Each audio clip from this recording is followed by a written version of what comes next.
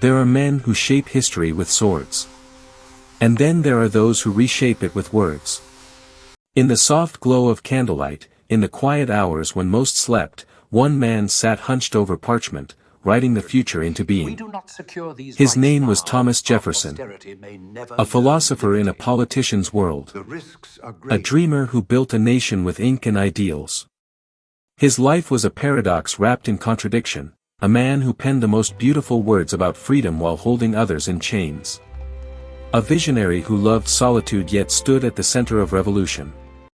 Tonight, as the world outside grows still, let us walk through the gardens of Monticello, through the halls of Paris, through the very founding of America itself.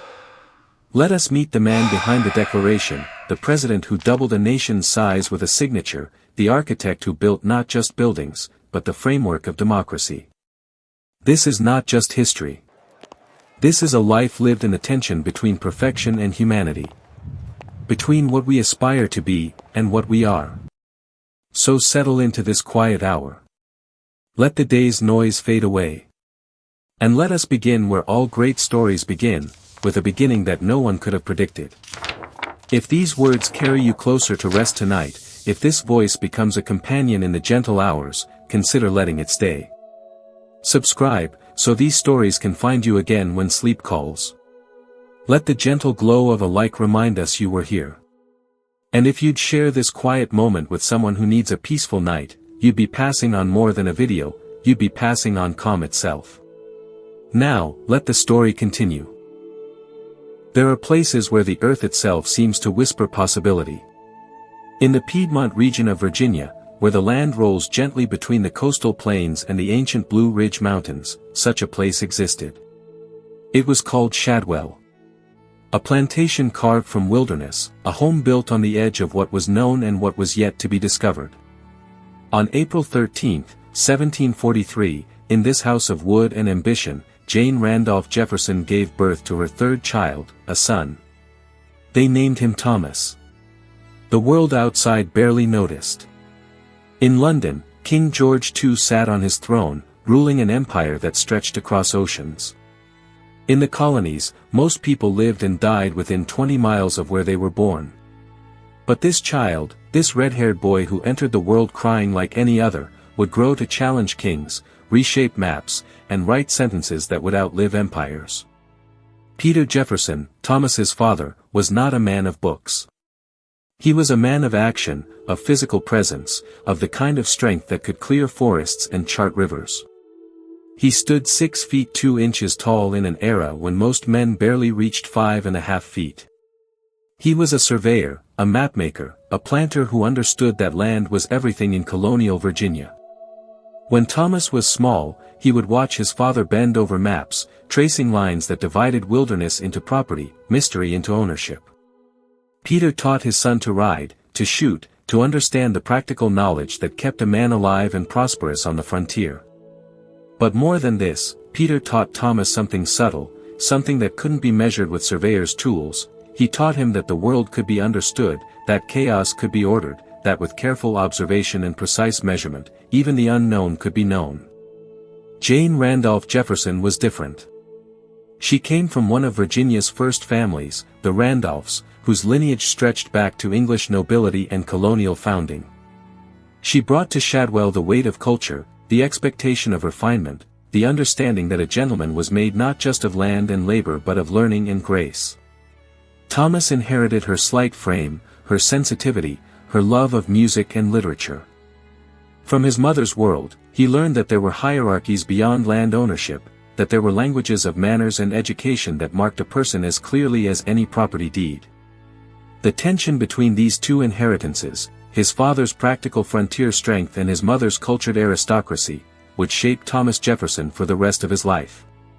He would always exist in the space between action and contemplation, between the wild and the refined, between what was and what could be. Shadwell was more than a home. It was a world complete unto itself. The plantation sprawled across nearly 2,000 acres, worked by dozens of enslaved people whose names and stories were rarely recorded, whose labor made possible the leisure that allowed young Thomas to read and dream. This was the original sin of Jefferson's world, the foundation upon which his entire life was built. Even as a child, he lived surrounded by human beings treated as property, their humanity denied by law and custom. The contradiction of this, that a boy who would one day write, "All men are created equal," grew up in a system that treated some men as less than human, is not something we can explain away or excuse. It simply was. And understanding Jefferson requires holding this contradiction without resolving it, because he himself never resolved it. The library at Shadwell was Thomas's sanctuary. His father, despite being a man of action, understood the value of books. The Jefferson Library held perhaps 40 volumes, a significant collection for a frontier plantation. Young Thomas learned to read early, devouring everything available. He read history and discovered that the present was not inevitable, that societies rose and fell, that human beings had lived in radically different ways across time and space. He read philosophy and learned that every assumption could be questioned, that reason was a tool for cutting through tradition and superstition. He read law and began to understand that justice was not natural, not given, but constructed by human beings, and therefore could be constructed better or worse. By the time he was 9 years old, Thomas was reading Latin. By 10, Greek. By 12, he was studying French. Languages were not just practical tools for him, they were keys to other worlds, other ways of thinking, other possibilities for being human. When Thomas was 14, his father died. It happened suddenly, in the summer of 1757, when Peter was just 49 years old. The loss shattered the boy's world. Peter had been the solid center, the unquestioned authority, the man who made Shadwell possible. With his death, Thomas inherited land and slaves and responsibility far too heavy for a teenage boy's shoulders. But he also inherited something else, freedom from his father's practical expectations, permission to become the scholar and thinker that his nature inclined him toward. Peter's will stipulated that Thomas should receive a classical education, the kind of learning that would prepare him not for surveying and planting, but for law and politics and public life. It was a gift, though Thomas could not have known it then, given in the shadow of grief. The College of William and Mary in Williamsburg was the second oldest institution of higher learning in the American colonies, and when Thomas Jefferson arrived there in 1760, at the age of 16, he entered a world utterly different from Shadwell's rural isolation. Williamsburg was Virginia's capital, a town of brick buildings and political intrigue, where the colony's elite gathered to make laws and fortunes. The college itself was small, perhaps 100 students total, but it attracted some of the brightest minds in Virginia. For Thomas, who had spent his childhood reading alone, hungry for intellectual conversation, it was like finding water after years in the desert. He threw himself into his studies with an intensity that amazed his professors and exhausted his classmates. He would later claim he studied 15 hours a day, and though this might be the exaggeration of an old man remembering his youth, there's no doubt he was extraordinary in his dedication. His most important teacher was Dr. William Small, a Scottish professor who taught mathematics and philosophy. Small was a product of the Scottish Enlightenment, that remarkable flowering of rational thought that gave the world Adam Smith and David Hume and the beginnings of modern economics and philosophy. From Small, Jefferson learned to think systematically, to question everything, to trust reason over tradition. They would walk together in the evenings, teacher and student, discussing ideas that were radical for their time, that government existed by the consent of the governed, that human beings had natural rights that no king could justly take away, that the purpose of society was not to preserve ancient hierarchies but to promote human happiness. These conversations, casual as they seemed, were planting seeds that would flower into revolution. Through Dr. Small, Jefferson met two other men who would shape his life profoundly. George Wythe was Virginia's most respected legal mind, a man who believed that law should serve justice rather than power. He took Jefferson as a student, not just of legal procedures but of legal philosophy. Under Wythe's guidance, Jefferson read John Locke's treatises on government, which argued that people had the right to overthrow rulers who violated their natural rights. He read Montesquieu's Spirit of the Laws, which explained how power could be divided and balanced to prevent tyranny. He read the classical republican texts that taught him ancient Athens and Rome had been places where citizens governed themselves, where freedom was not a gift from a king but a right claimed by free people. These were not just academic exercises. In the 1760s, as tensions grew between the American colonies and the British Parliament, these ideas were becoming increasingly relevant, increasingly dangerous. The other crucial figure in Jefferson's Williamsburg circle was Francis Fauquier, the royal governor of Virginia. Fauquier was an unlikely friend for a young colonial student. He represented the king's authority, after all, but he was also a sophisticated intellectual who loved music, philosophy, and good conversation. He invited Jefferson to dine at the governor's palace regularly, along with Dr. Small and George Wythe.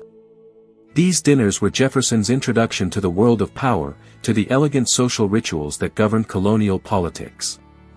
But they were also something more. They were a seminar in Enlightenment thought, conducted around a dinner table, where ideas flowed as freely as wine. Jefferson learned to hold his own in conversation with older, more experienced men. He learned that ideas could be weapons, that a well-constructed argument could change minds and shift allegiances. And perhaps most importantly, he learned that the men who held power were not necessarily wiser or better than anyone else. They were simply men, subject to the same flaws and limitations as everyone else. But Jefferson's education was not all intellectual. He was learning to be a Virginia gentleman, and that required certain social graces. He took dancing lessons and became, by all accounts, a reasonably good dancer, though he was tall and slightly awkward, never entirely comfortable in his own body. He played violin seriously, practicing for hours, finding in music a form of expression that words couldn't capture. Music would remain one of his great loves throughout his life. Later, at Monticello, he would play violin while his wife Martha accompanied him on harpsichord, their instruments blending in harmony that their lives would struggle to maintain. He learned to dress well, to carry himself with the quiet confidence expected of someone from a good family. He learned that in Virginia's hierarchical society, appearance mattered almost as much as substance, that how you presented yourself determined how others received your ideas. Yet even as Jefferson was learning to navigate Virginia society, he was developing a deep ambivalence about it. He saw the corruption beneath the polished surface, the way wealth and position were inherited rather than earned, the way the system existed to preserve the power of a small elite. He saw how slavery poisoned everything it touched, making white Virginians lazy and tyrannical, making it impossible for poor whites to compete fairly for work, making the entire economy dependent on human bondage. In his private notes from this period, we can see him wrestling with these contradictions, trying to imagine a different kind of society, a more just arrangement. But he didn't yet have the power to change anything. He was still a student, still preparing, still gathering the intellectual tools he would need for the work ahead. In 1762, Jefferson left the College of William and Mary and began studying law under George Wythe. This was not the formal legal education we know today. There were no law schools in colonial America. Instead, aspiring lawyers apprenticed themselves to established attorneys, reading law books and copying out legal documents, gradually absorbing the knowledge they would need. Jefferson approached this apprenticeship with the same intensity he'd brought to his college studies. He read deeply not just in English common law, but in the philosophical foundations of law itself. He wanted to understand not just what the law was, but what it should be, why one law was just and another unjust. This question, the relationship between law and justice, would occupy him for the rest of his life. The years between 1762 and 1767 were years of becoming. Thomas Jefferson was no longer a boy, but he was not yet fully the man he would become. He moved between Williamsburg and Shadwell, between the social demands of Virginia's capital and the quiet refuge of his childhood home. He was admitted to the Virginia bar in 1767, at the age of 24, and began taking cases. But even as he built a legal practice, even as he argued in courtrooms across Virginia, his mind was elsewhere. He was designing. On the mountain he had loved since childhood, the peak he called Monticello, Little Mountain, in Italian, he was planning a house unlike any in Virginia. Not a simple plantation manor, but something grander, something that reflected the classical ideals he'd been absorbing from his reading. He sketched floor plans and elevations, calculated angles and proportions, imagining a home that would be both deeply personal and architecturally significant. Architecture, for Jefferson, was never just about buildings. It was about shaping space to shape life, about creating environments that encouraged certain ways of being human. The house he imagined at Monticello would have a dome, rare in American architecture at the time, inspired by the classical buildings he'd studied in books. It would have large windows to flood the rooms with natural light, because he believed that darkness and ignorance went together, that enlightenment required literal illumination. It would be filled with clever mechanisms and gadgets, because Jefferson loved efficiency, loved the way careful design could make daily life easier and more pleasant. But construction would take decades. Stone by stone, room by room, Monticello would rise on that mountaintop, never quite finished, always being revised and improved, much like Jefferson's own ideas about how to live and what to value. During these years, Jefferson was also managing the properties he'd inherited from his father. Shadwell Plantation, and later additional lands, required constant attention. There were crops to plant, harvests to manage, enslaved workers to supervise. This was the economic reality of Jefferson's life, the foundation that made his intellectual pursuits possible. The people he enslaved, men, women, children with names like Jupiter and George and Sally and Betty, worked in his fields, built his buildings, cooked his meals, made his clothes. They made his life of the mind possible. And Jefferson knew it. In his farm books, he recorded their names, their work assignments, their births and deaths with the same meticulous attention he brought to everything else. But he rarely recorded their thoughts, their dreams, their interior lives. They existed in his records as labor units, as property, even as he was beginning to write about human equality and natural rights. This contradiction lived in Jefferson's heart like a splinter. He would write later, in Notes on the State of Virginia, about the moral danger of slavery, calling it a system that degraded both enslaved and enslaver, that trained white children to be tyrants and black children to be victims. He would propose, in private writings, gradual emancipation schemes, ways to slowly dismantle the system. But he would never free most of the people he held in bondage. He would never take the personal financial loss that emancipation would have required. When we try to understand this, and we must try, even if we cannot excuse it, we have to remember that Jefferson was a man of his time and place, shaped by the same forces he was trying to transcend. He could imagine a world without slavery. He could write movingly about its injustice. But he could not, or would not, pay the price of living according to his own ideals. In 1765, as Jefferson was beginning his legal career, Parliament in London passed the Stamp Act, requiring colonists to pay tax on printed materials. The response in Virginia was immediate and furious. In the House of Burgesses, the colony's legislative assembly, a young lawyer named Patrick Henry gave a speech so inflammatory that some called it treason. Henry argued that only Virginia's own elected representatives had the right to tax Virginians, that Parliament had overstepped its authority. Jefferson, standing in the doorway of the chamber, listened to Henry's speech with fascination and unease. The words were powerful, dangerous, electric. They named something that many Virginians felt but hadn't yet articulated, that the relationship between the colonies and Britain was fundamentally broken, that rights claimed by free Englishmen were being denied to free Americans.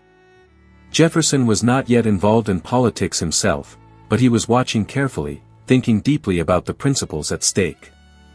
The Stamp Act was eventually repealed, but the underlying question remained: did Parliament have the right to legislate for the colonies without colonial consent? Britain said yes. More and more colonists were beginning to say no. The argument was constitutional, legal, philosophical. But it was also emotional, tied to questions of identity and dignity and what it meant to be free. Jefferson, trained in law, naturally approached these questions through legal reasoning. But he also felt them personally. He was proud of being Virginian, proud of the society his ancestors had built, proud of the self-governing traditions Virginia had developed. The idea that men in London, who had never seen Virginia, who didn't understand colonial life, could make laws binding on Virginians. It offended his sense of natural order, his belief that government should be based on consent. In 1767, Jefferson was elected to the House of Burgesses, representing Albemarle County. He was 24 years old, one of the youngest members of the legislature. He arrived in Williamsburg expecting to make his mark through eloquent speeches, through the power of his voice and reasoning. But he discovered quickly that he was not a natural orator. His voice was soft, not suited to the rough and tumble of legislative debate. He spoke rarely in the chamber, and when he did, his words often fell flat, failing to move his colleagues the way Patrick Henry's fiery rhetoric did. It was a painful discovery for a young man who valued ideas so highly. If he couldn't persuade through speech, how could he shape the political world he cared about so deeply? The answer came gradually. Jefferson discovered that his real power lay not in speaking but in writing. He could craft arguments on paper with precision and elegance, building logical structures that were harder to dismantle than spoken words that faded into air. He began drafting resolutions for others to introduce, writing pamphlets that circulated beyond the legislature, shaping the terms of debate even when he remained silent in the chamber. This pattern would define his political career. He would almost never be the public face of a movement, the man on the stage rallying crowds. Instead, he would be the man in the quiet room, pen in hand, writing the words that others would speak, creating the intellectual architecture that would support revolutionary action. By 1767, Thomas Jefferson had assembled all the tools he would need for the work ahead. He had a classical education that gave him historical perspective and philosophical depth. He had legal training that taught him to think precisely about rights and powers. He had watched Virginia society closely enough to see its flaws and imagine improvements. He had experienced loss, his father's death, that had forced him to mature early and take on responsibility. He had built connections with Virginia's intellectual and political elite that would serve him throughout his life. And he had begun to develop his distinctive voice, the style of thinking and writing that would make him indispensable to the revolutionary cause. The boy from Shadwell had become a man. The student had become, in some sense, ready for the exam that history was about to administer. He didn't know yet what was coming. None of them did. But the pieces were in place, waiting for the moment when ideas would have to become actions, when the world of books and philosophy would crash into the world of politics and violence and the birth of something new.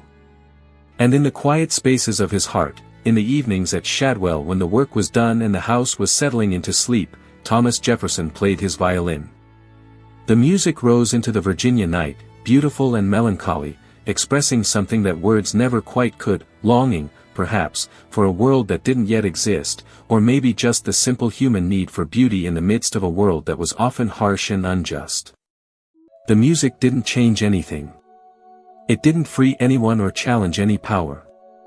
But it was its own kind of truth, its own small rebellion against a world that demanded everything be useful, productive, purposeful. Sometimes, Jefferson seemed to understand, beauty was enough. Sometimes, in the space between one note and the next, a person could be fully human, fully himself, free in a way that no law could grant or take away. And then the music would end. The violin would be carefully put away. And Thomas Jefferson would return to the world as it was, to the work of trying to make it, somehow, a little better. Some loves arrive quietly, like dawn breaking over familiar hills. Others arrive with the force of revelation, reshaping everything that came before.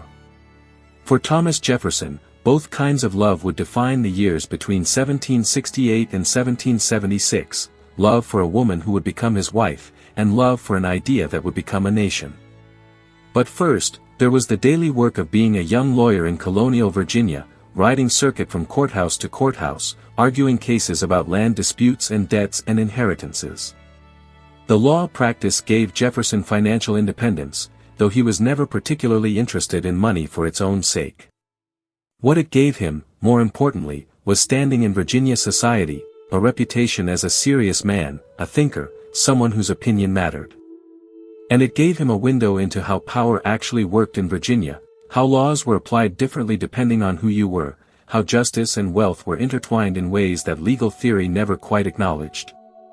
He took cases involving enslaved people sometimes, usually representing white clients in disputes over ownership or inheritance of human property. But occasionally he argued for the freedom of enslaved individuals, using creative legal arguments to challenge the system from within. In one early case, he argued that a man whose grandmother had been freed should himself be free, because slavery could not extend indefinitely across generations, that natural law required a limit to bondage. He lost the case. The judge ruled against him before he could even finish his argument. But the effort itself revealed something about Jefferson's mind, the way he tried to use law as a tool for gradual change, for slowly eroding unjust systems through careful reasoning. It was a cautious approach, a gradualist's approach, and it would never be enough to actually end slavery. But it showed that even in these early years, Jefferson was wrestling with the central contradiction of his life. In 1768, work began on Monticello. Jefferson supervised every detail personally, even when it meant climbing the mountain several times a week to check on progress. The house would rise slowly, over years and decades, constantly being revised and expanded as Jefferson's ideas evolved. But even in the beginning, even when only a single pavilion stood on the mountaintop, it was clear this was something special. The location itself was a statement, not down in the valley where plantation houses typically stood, convenient to fields and roads, but on a summit, isolated, commanding a view of the Blue Ridge Mountains to the west and the rolling Piedmont to the east. It was as if Jefferson was declaring his independence from conventional thinking even in where he chose to live. The house would be his laboratory, the place where he could experiment with architecture and agriculture and gadgets and all the practical improvements that fascinated him. But it would also be his refuge, the place he escaped to when the world became too demanding, too compromising, too far from his ideals. In 1770, Shadwell burned. The house of Jefferson's childhood, with its library and memories, was consumed by fire. Jefferson was not there when it happened, he was away on legal business, but when he returned to find only ashes and stone chimneys still standing, the loss cut deep. His books, collected over years, carefully chosen and annotated, were gone. Letters, papers, the material record of his early life, gone. Later, he would write that he grieved most for the books, and there's something characteristically Jeffersonian in that priority, valuing texts over things, ideas over possessions. But the fire also forced a decision. With Shadwell gone, Monticello became not just a dream but a necessity. He moved into the single completed pavilion on the mountaintop, living in modest quarters while construction continued around him. It was uncomfortable, often cold, sometimes lonely. But it was his. And then, in the midst of loss and building and legal work, Thomas Jefferson fell in love. Her name was Martha Wales Skelton, and she was 22 years old, recently widowed, beautiful, and accomplished. She played harpsichord and pianoforte.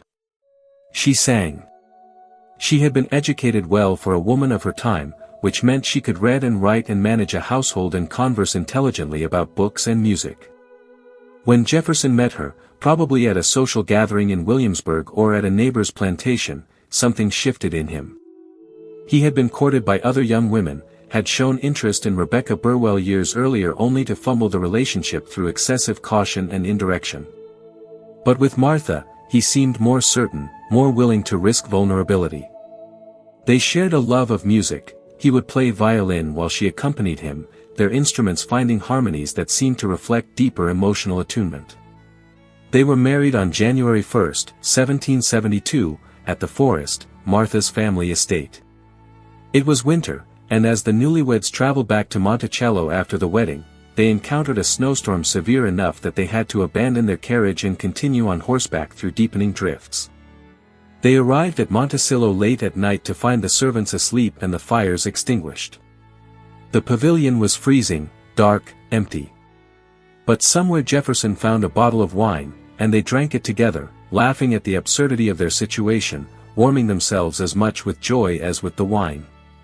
It's one of the few moments in Jefferson's life that comes down to us with the texture of genuine happiness, uncomplicated by ambition or politics or moral contradiction. Just two people, young and in love, beginning their life together in a house that was still more idea than reality, on a mountain that must have seemed, that night, like the only place in the world. Martha brought more than herself to the marriage. When her father John Wales died the following year, she inherited a substantial estate, 11,000 acres of land and 135 enslaved people. This doubled Jefferson's holdings overnight, making him one of Virginia's wealthiest men. But it also doubled his entanglement in the slave system, giving him even more reason to maintain the institution he claimed to oppose. Among the people Martha inherited was a young woman named Sally Hemings, who was Martha's half-sister, daughter of John Wales and an enslaved woman named Betty Hemings. Sally was an infant when she came to Monticello, but she would grow to play a central role in Jefferson's life, a role that revealed the deepest contradictions of his existence. For now, though, that story was years away. For now, there was simply Martha, and Thomas, and the hope that they could build something lasting together on their mountaintop. The early 1770s were productive years for Jefferson, both personally and politically. Martha gave birth to their first child, also named Martha but called Patsy, in September 1772. Jefferson was a devoted father, attentive in ways unusual for men of his class and time. He supervised Patsy's education personally, believing that women deserved serious intellectual training even if society didn't offer them the same opportunities as men. When Martha was pregnant again in 1774, giving birth to another daughter, Jane, the household at Monticello felt complete. But colonial politics were becoming impossible to ignore.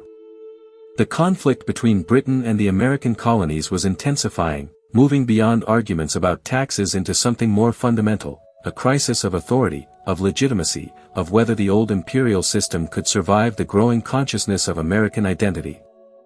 In 1774, Jefferson wrote a summary view of the rights of British America, a pamphlet that circulated widely through the colonies even though it was never formally published.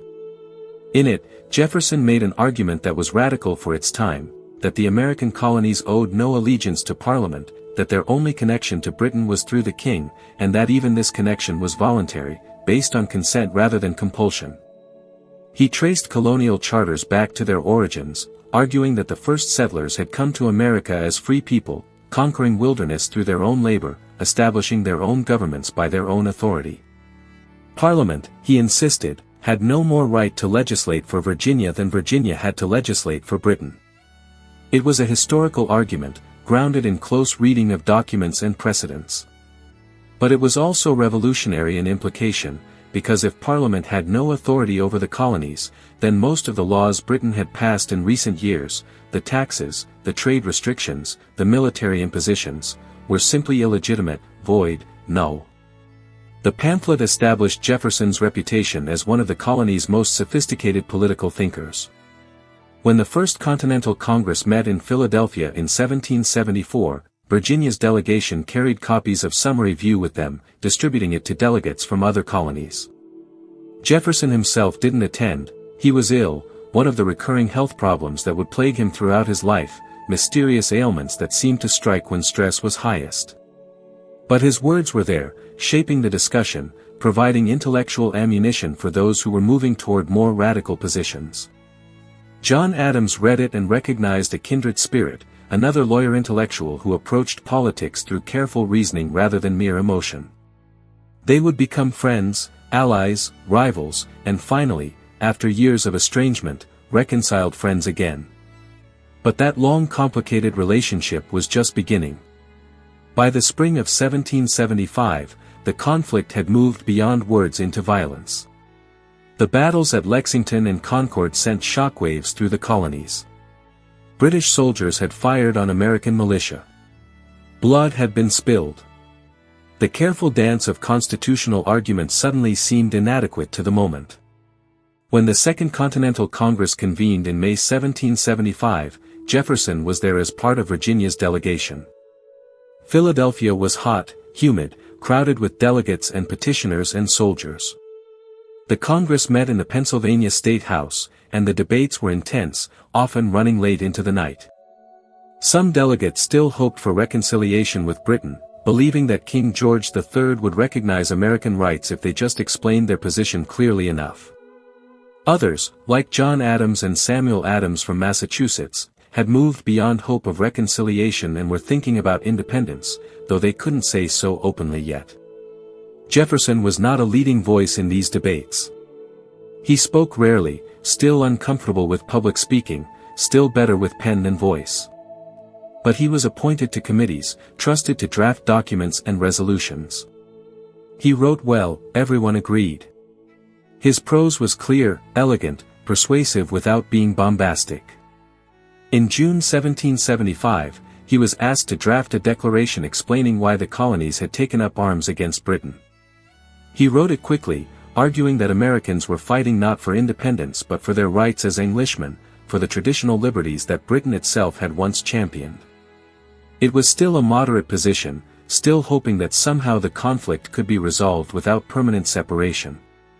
But even in this moderate document, Jefferson was laying groundwork, establishing principles, about natural rights, about consent of the governed, about the right of people to resist tyranny, that would later support more radical conclusions. That summer, between congressional sessions, Jefferson returned to Monticello. Martha was pregnant again, and their daughter Jane had died in September 1775, just 17 months old. Grief settled over the household like fog.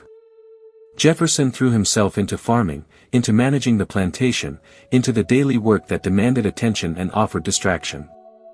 But he was also reading, thinking, preparing for the arguments he knew were coming. He read John Locke again, and the classical Republicans, and contemporary pamphlets by writers like Thomas Paine, whose common sense would appear in January 1776 and transform the debate entirely. Paine argued in plain, forceful language that monarchy itself was absurd, that hereditary succession was illogical, that America didn't need Britain and would be better off independent. The pamphlets sold hundreds of thousands of copies, reaching people who had never read political philosophy before, making the case for independence in terms anyone could understand. When Jefferson returned to Philadelphia in May 1776, the mood had shifted decisively. Reconciliation was no longer a realistic hope. Colony after colony was instructing its delegates to vote for independence. Virginia's convention had already declared Virginia independent from Britain in mid-May, and had instructed its congressional delegates to propose independence for all the colonies. On June 7, Richard Henry Lee stood in Congress and made the motion, that these united colonies are, and of right ought to be, free and independent states. The motion was seconded. Debate began. It would take weeks to reach a vote, because some colonies were still hesitating, still divided internally. But everyone knew the decision was coming. The only questions were when, and how to justify it to the world. On June 11, 1776, the Continental Congress appointed a committee to draft a declaration explaining and justifying independence. 5 men were chosen: John Adams of Massachusetts, Benjamin Franklin of Pennsylvania, Roger Sherman of Connecticut, Robert Livingston of New York, and Thomas Jefferson of Virginia. They met in a room that was stifling in the June heat, windows open to catch any breeze but letting in the noise and smell of Philadelphia's streets. The city was a chaos of soldiers drilling, merchants hawking goods, delegates arguing in taverns about the future of a nation that didn't yet exist. The committee had to decide who would actually write the declaration. Adams and Franklin were the most famous members, the most experienced writers. But Adams, with characteristic shrewdness, understood that the declaration needed to come from a Virginian. Virginia was the largest, wealthiest, most influential colony. If Virginia led on independence, others would follow. And Adams also understood that he himself was too controversial, too associated with radical Massachusetts politics. A declaration written by Adams might divide rather than unite the colonies. So they chose Jefferson. He was young, only 33, but he had proven himself with the Summary View and other writings. He had a reputation for literary skill, for the ability to express complex ideas in clear, memorable prose. And perhaps most importantly, he had the temperament for the work, patient, willing to revise, not overly attached to his own ego. Franklin, older and wiser, agreed with Adams's choice. Jefferson accepted the assignment with a mixture of pride and anxiety. He knew this would be the most important thing he had ever written. The Declaration would need to do several things at once: justify the break with Britain to the world, especially to potential allies like France, unite the colonies behind the cause, and articulate principles that would define the new nation being born. It was a nearly impossible task. But Jefferson retreated to his rented rooms on Market Street, took out fresh paper, picked up his pen, and began to write. He worked alone, mostly, though he consulted with Adams and Franklin as he progressed. He worked in the early mornings when his mind was freshest, and late at night when the city finally quieted.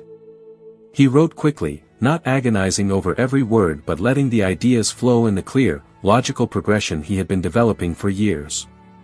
The structure was straightforward: begin with first principles about human equality and natural rights, explain that governments exist to secure these rights and derive their authority from the consent of the governed, establish that when government becomes destructive of these ends, the people have the right to alter or abolish it, then list the specific grievances against King George III that justified revolution, and conclude by declaring independence and pledging mutual support.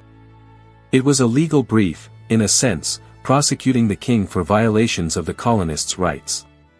But it was also something more, a philosophical statement, a vision of what government should be and what human beings deserved. The opening lines came to him with particular clarity.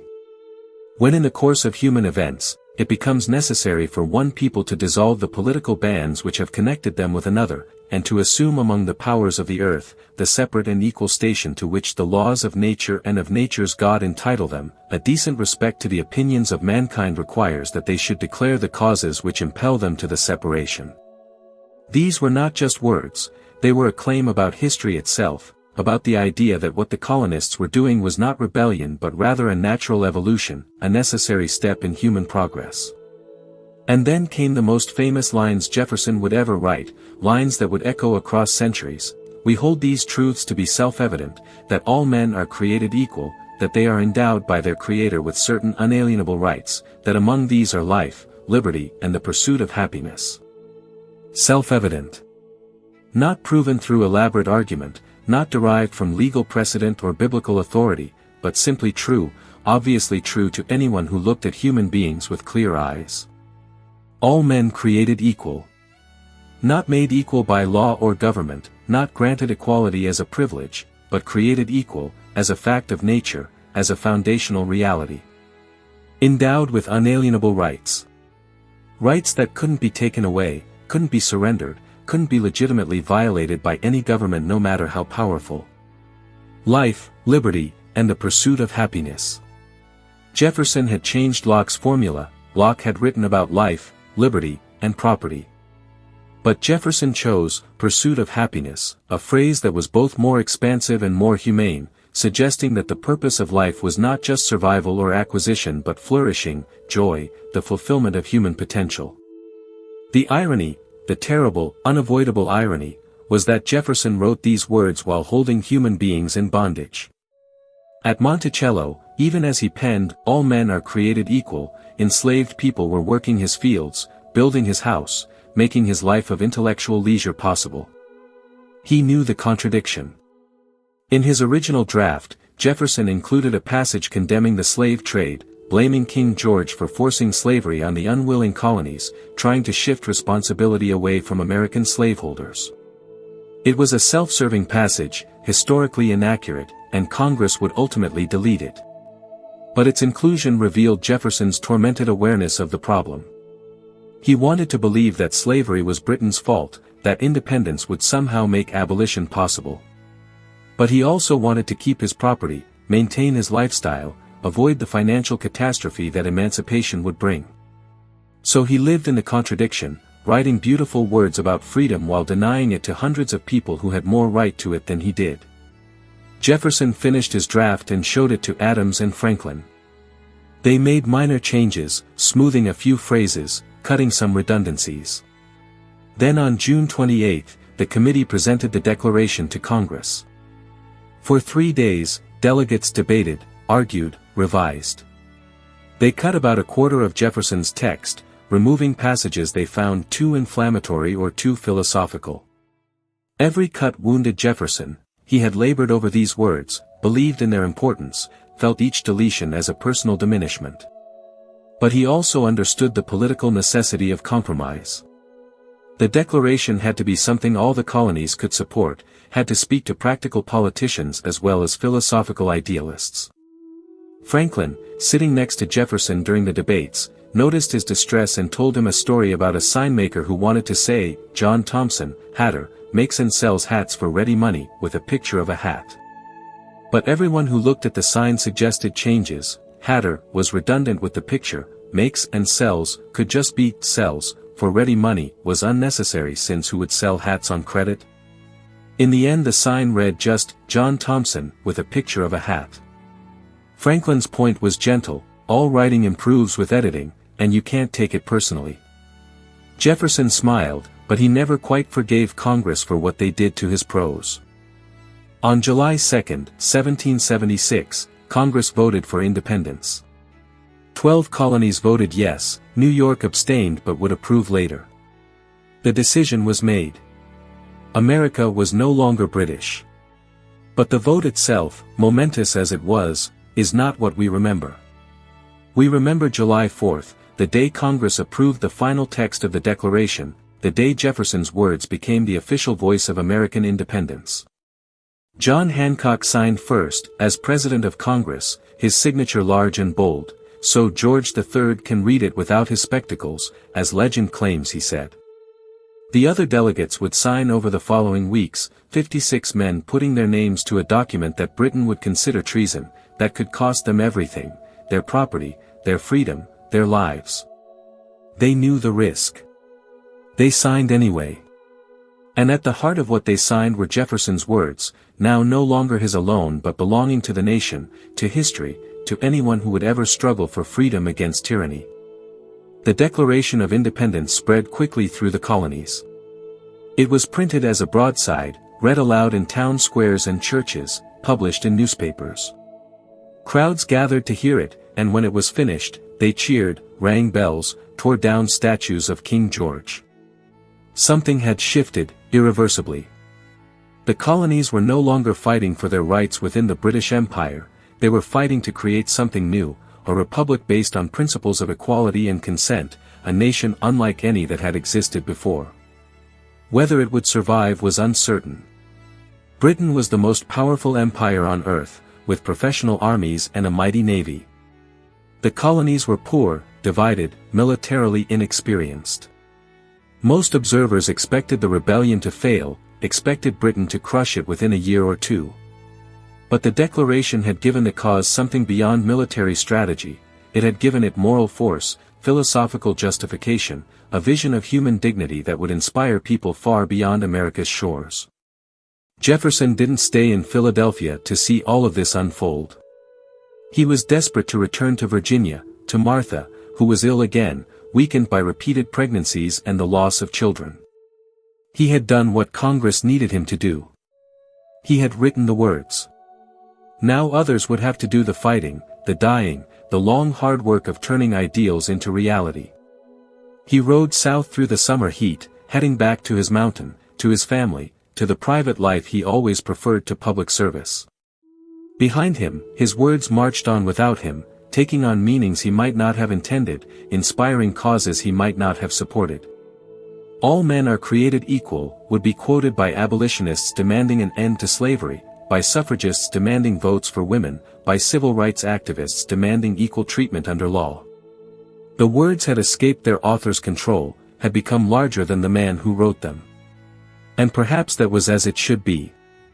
Perhaps the best words always do that, outlive their creators, adapt to new contexts, speak truths their authors only partly understood. Thomas Jefferson had written himself into immortality. But he had also written a promise that America would spend the next 2.5 centuries trying to fulfill.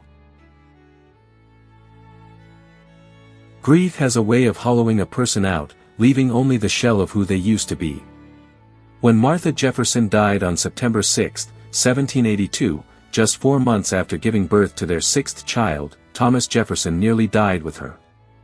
She had been ill for months, weakened by childbirth after childbirth, by the loss of 4 of their 6 children, by the physical toll of bearing life again and again in an age when medicine could do little but watch.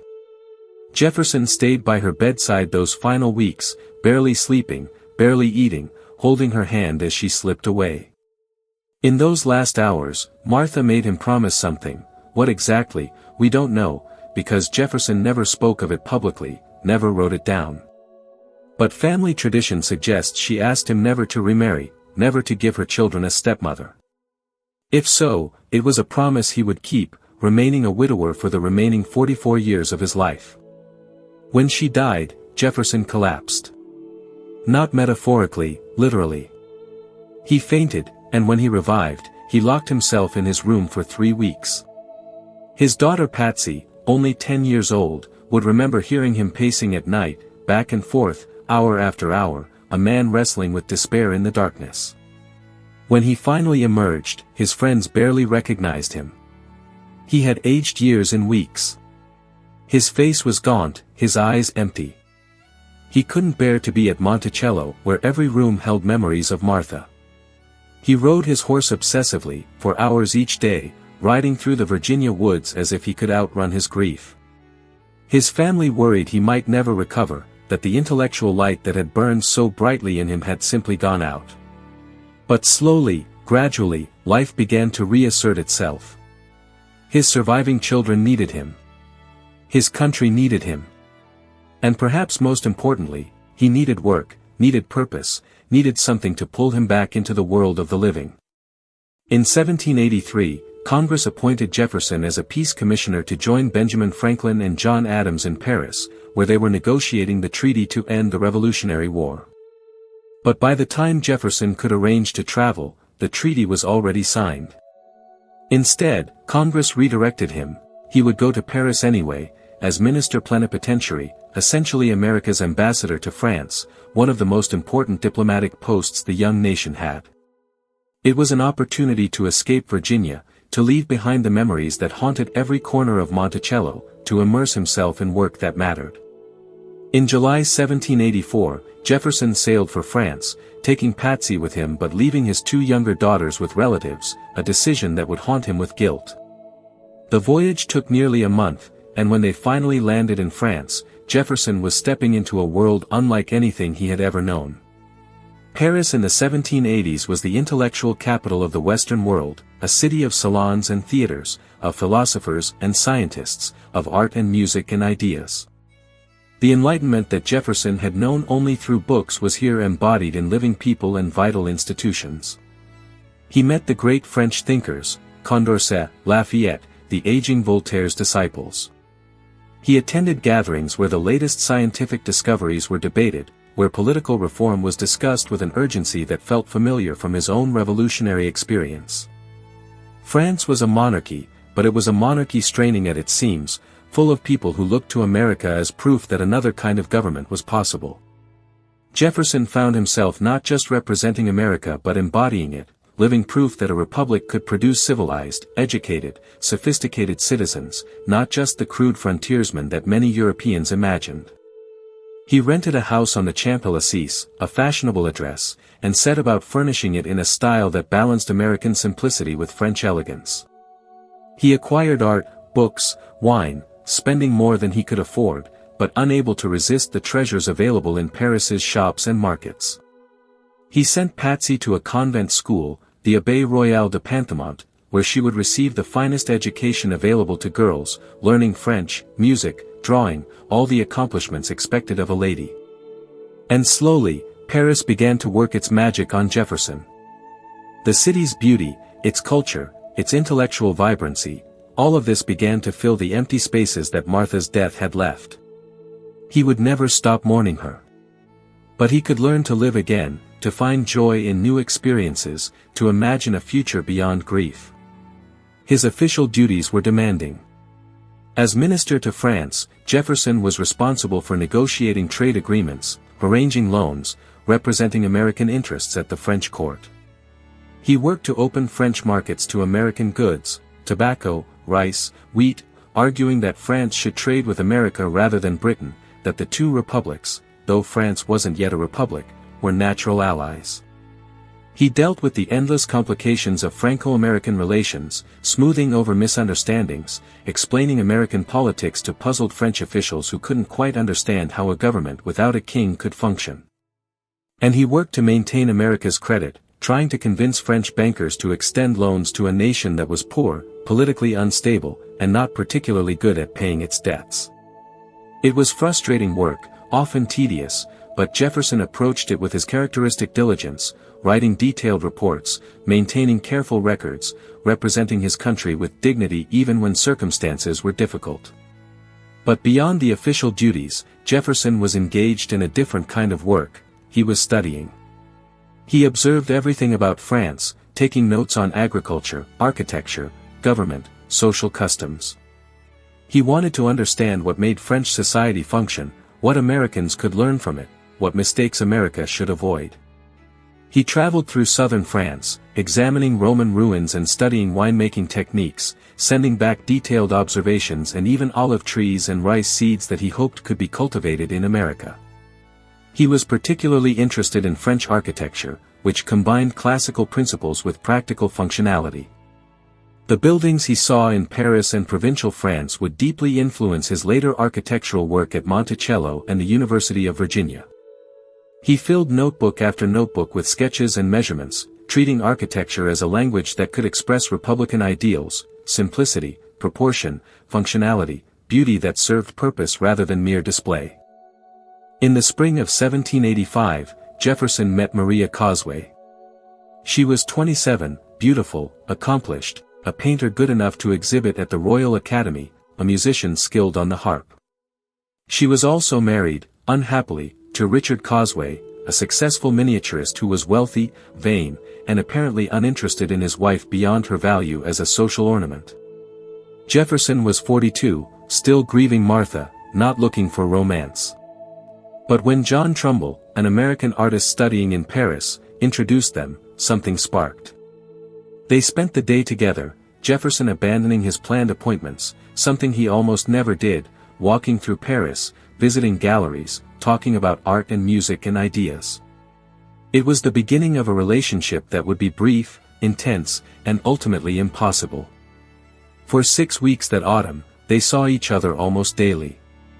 They visited gardens and ruins, attended concerts, took long walks along the Seine. Jefferson was happier than he had been since Martha's death, and his letters from this period have a lightness, even a playfulness, that rarely appears in his correspondence.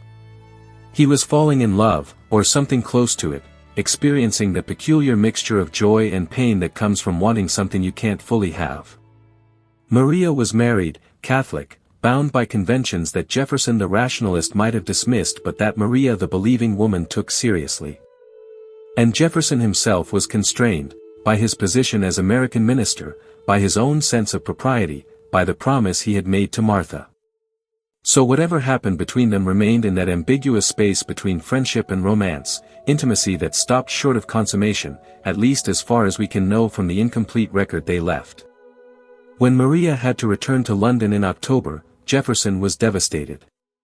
He wrote her a letter unlike anything else in his correspondence, a 12-page dialogue between his head and his heart, debating whether it was wise to have let himself care for her. The head argued for caution, for protecting oneself from emotional pain, for the wisdom of keeping distance. The heart argued for joy, for the beauty of connection, for the value of love even when it brought suffering. It was Jefferson at his most vulnerable, most emotionally honest, working through his feelings by writing them out in the form of a philosophical debate.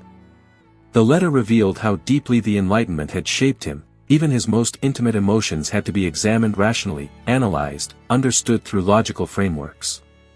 But it also revealed his capacity for feeling, for passion, for the kind of emotional intensity he usually kept carefully hidden. Maria responded warmly but ambiguously, and they continued to correspond for years, occasional letters full of careful affection and polite distance. They would see each other again, briefly, when Maria returned to Paris in 1787, but the intensity of that first autumn was gone, replaced by something safer, sadder, more resigned. Jefferson had learned, or relearned, that some doors close permanently, that some possibilities expire before they can be realized. The relationship with Maria Causeway would remain one of the great what-ifs of his life, not quite an affair, not quite just friendship, but something in between, a road not taken, a happiness glimpsed but not grasped. And perhaps that made it easier to idealize, easier to remember fondly without the complications that actual consummation would have brought. While Jefferson was navigating the complexities of his emotional life, Paris itself was moving toward crisis. The French government was essentially bankrupt, drained by years of expensive wars including the French support for American independence. King Louis XVI was a decent man but a weak ruler, unable to make the hard decisions necessary to reform France's chaotic tax system and feudal privileges. Jefferson watched with fascination and growing concern as France's financial crisis became a political crisis, as calls for reform grew louder and more radical. He was friends with Lafayette and other French liberals who wanted to transform France into something like America, a constitutional government, protection of rights, limits on royal power. Jefferson encouraged them, offering advice based on America's experience, suggesting constitutional structures that might work in the French context. But he also worried that they were moving too fast, pushing too hard, not understanding how fragile social order really was. Jefferson had lived through a revolution, but it had been a relatively controlled revolution, led by educated gentlemen who shared basic assumptions about property and law and gradual change. He feared that French Revolution might become something different, something more chaotic and violent, because France's social divisions were deeper, its inequalities more extreme, its political culture less suited to self-government. He wrote to friends in America about what he was observing, trying to explain the complexity of the situation, the genuine desire for reform mixed with the danger of disorder. And he wrestled with a fundamental question: if people had the right to overthrow tyrannical government, as the Declaration of Independence proclaimed, did that justify any and all revolutionary violence? Or were there limits, moral boundaries that even legitimate revolution shouldn't cross? In 1787, Jefferson received visitors from America, his younger daughter Polly, now 9 years old, whom he hadn't seen in 3 years, accompanied by a 14-year-old enslaved girl named Sally Hemings. Sally was Martha's half-sister, daughter of John Wales and Betty Hemings, sent to care for Polly during the voyage and stay in Paris. She arrived as a child, legally free under French law, which didn't recognize slavery. By the time Jefferson's Paris posting ended, Sally would be 16, and something would have begun between her and Jefferson that would last the rest of their lives and remain controversial centuries later. The exact nature of their relationship is impossible to know with certainty. Jefferson never acknowledged it publicly, never wrote about it in the papers that survive. But DNA evidence has confirmed that Jefferson fathered at least some of Sally's children, and the weight of historical evidence suggests a relationship that began in Paris and continued for decades. What happened between Thomas Jefferson and Sally Hemings in Paris is a story told mostly through silence, through gaps in the historical record, through what wasn't said rather than what was. We know certain facts. Sally arrived in the summer of 1787, accompanying Jefferson's daughter Polly. She was about 14 years old, light-skinned enough that some described her as nearly white, reportedly beautiful. She lived in Jefferson's household on the Champs-Élysées, in a city where slavery was illegal, where she was technically free. She could have stayed in France, sought her freedom under French law, built a life separate from Jefferson. She didn't. When Jefferson's posting ended in 1789, Sally returned to Virginia with him, back into slavery, though by then she was pregnant with a child that DNA evidence and historical research suggest was Jefferson's. The question that haunts this story is the same question that haunts all of Jefferson's relationship with slavery: how do we understand choice in a context of such profound unfreedom? Some historians want to call it a love affair, to imagine genuine affection between them. Others insist on calling it rape, arguing that no enslaved person could truly consent to a relationship with her enslaver, that the power imbalance made genuine choice impossible. Jefferson himself left us nothing, no acknowledgement, no explanation, no justification. In the decades after his return from Paris, Sally would have 6 children, 4 of whom survived to adulthood. All were light-skinned. All were eventually freed, either during Jefferson's lifetime or in his will. Monticello's other enslaved people knew about the relationship. Their oral histories, passed down through generations, were consistent and specific. But white society maintained a willful blindness, and Jefferson's white descendants denied the connection for 200 years until DNA evidence made denial untenable. What we're left with is a relationship that lasted nearly 40 years, that produced children Jefferson never publicly acknowledged, that existed in a space of profound moral compromise and human complexity. If we're honest about Jefferson, and we must be honest, because he shaped America's founding ideals even as he betrayed them, we have to hold multiple truths simultaneously. He wrote beautiful words about human equality while holding hundreds of humans in bondage. He championed liberty while denying it to his own children. He believed in consent of the governed while exercising absolute power over people who had no legal recourse, no way to say no, no protection under the laws he helped write. The man who trusted in reason and enlightenment lived a life structured by the most irrational and unenlightened institution of his age.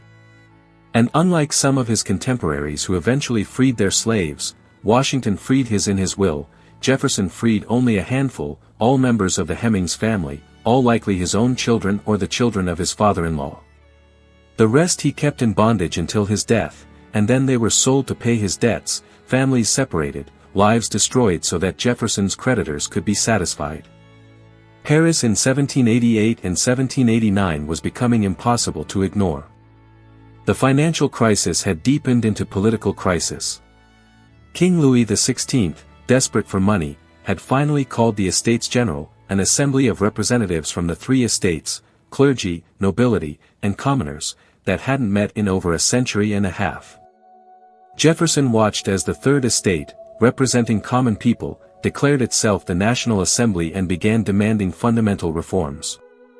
He attended sessions when he could, witnessing history being made, revolution unfolding not through violence yet but through parliamentary procedure and political maneuvering. Lafayette came to Jefferson for advice, showing him drafts of a proposed Declaration of the Rights of Man and of the Citizen, a French equivalent to America's Declaration of Independence.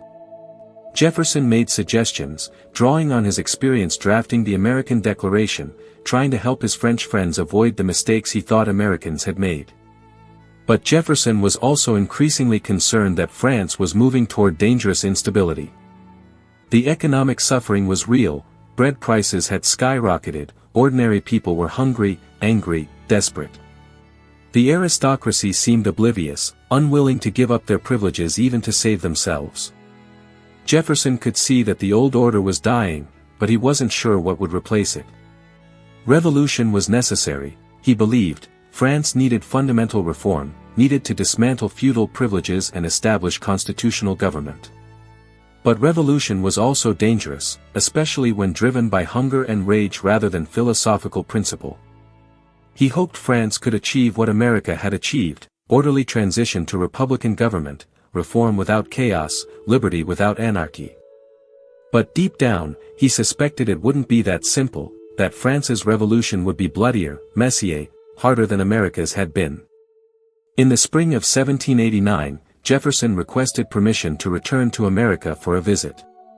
He planned to come back to Paris, his posting wasn't finished, and he genuinely loved the city, the intellectual life, the work he was doing. But he wanted to see Monticello again, to check on his properties, to visit friends and family. Congress granted the leave, and in September 1789, Jefferson and his household, including Patsy, Polly, and Sally Hemings, boarded a ship for Virginia. As they sailed west across the Atlantic, Paris erupted. On July 14, a mob had stormed the Bastille prison, a symbolic act of defiance against royal authority. The revolution Jefferson had watched developing was now reality, and it would consume France for the next decade, producing not just constitutional reform but terror, war, dictatorship, and finally a return to monarchy under Napoleon. Jefferson would follow these events from America, from the safety of distance, writing letters to his French friends, offering advice and encouragement, watching with mixed hope and horror as the revolution he had supported spiraled into violence. The voyage home gave Jefferson time to reflect on his 5 years in France. He had arrived broken by grief, hollow, barely functioning. He was leaving restored, if not entirely healed, engaged with life again, intellectually stimulated, emotionally capable of joy even if shadowed by sadness and moral compromise. France had given him perspective on America, helping him see both its virtues and its flaws more clearly. Americans were provincial, he had learned, but also more self-governing, more comfortable with equality, less bound by tradition. France was more refined, more culturally sophisticated, but also more corrupt, more unequal, more trapped by history. He had learned that America's revolution, for all its imperfections, had been remarkably successful, that the Republican experiment was working better than most Europeans believed possible. And he had learned that he himself had an important role to play in that experiment, that his country needed him, that he couldn't hide at Monticello no matter how much he might want to. When Jefferson landed in Norfolk, Virginia, in November 1789, he expected to rest for a few months at Monticello, then return to Paris. But waiting for him was a letter from President George Washington, offering him the position of Secretary of State in the new government established by the recently ratified Constitution. Jefferson hesitated. He didn't want the job, he preferred diplomacy to domestic politics, preferred Paris to Philadelphia, preferred the world of ideas to the world of partisan conflict. But Washington was asking, and Washington was the one person Jefferson couldn't refuse. The general who had won American independence was now the president trying to make Republican government actually work, and he needed talented people around him, people who understood both principle and pragmatism. Jefferson wrote back accepting the position, though he asked for a few months' delay to settle his affairs. He would never return to Paris.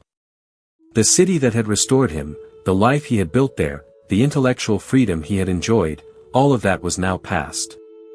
Ahead lay American politics, with all its compromises and contradictions, its demands and disappointments, its power and its capacity to corrupt even the best intentions. On the mountain at Monticello, Jefferson walked the grounds he had been away from for 5 years. The house was still unfinished, still being revised and expanded according to plans that evolved faster than construction could follow. The fields were being worked by people he owned, people whose lives he controlled, people who could not leave even though he had just returned from a country where they would have been free. The contradiction must have struck him, how could it not? But Jefferson had a remarkable capacity for compartmentalization, for holding conflicting ideas without letting them paralyze him, for believing in ideals even when his life betrayed them. He would serve as Secretary of State, then as Vice President, then as President himself. He would continue writing about freedom while holding people in bondage. He would preach simplicity while accumulating debt to support an aristocratic lifestyle. He would champion democracy while fathering children with a woman who could not legally refuse him. He was human, deeply and completely human, capable of both sublime vision and profound moral failure. And America, the nation he helped create, would inherit both his ideals and his contradictions, spending centuries trying to live up to the promises he made while grappling with the sins he committed. The story was far from over.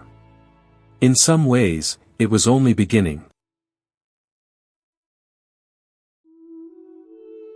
There are moments when history pivots on personalities, when the fate of nations depends not just on laws and armies but on whether two men can learn to work together. In the spring of 1790, as Thomas Jefferson took his oath as America's first Secretary of State, the young republic was fragile, barely holding together under the weight of its own ambitions and debts. The Constitution was new, untested, more promise than reality. George Washington presided with dignified authority, but even his immense prestige couldn't resolve the fundamental disagreements about what America should become.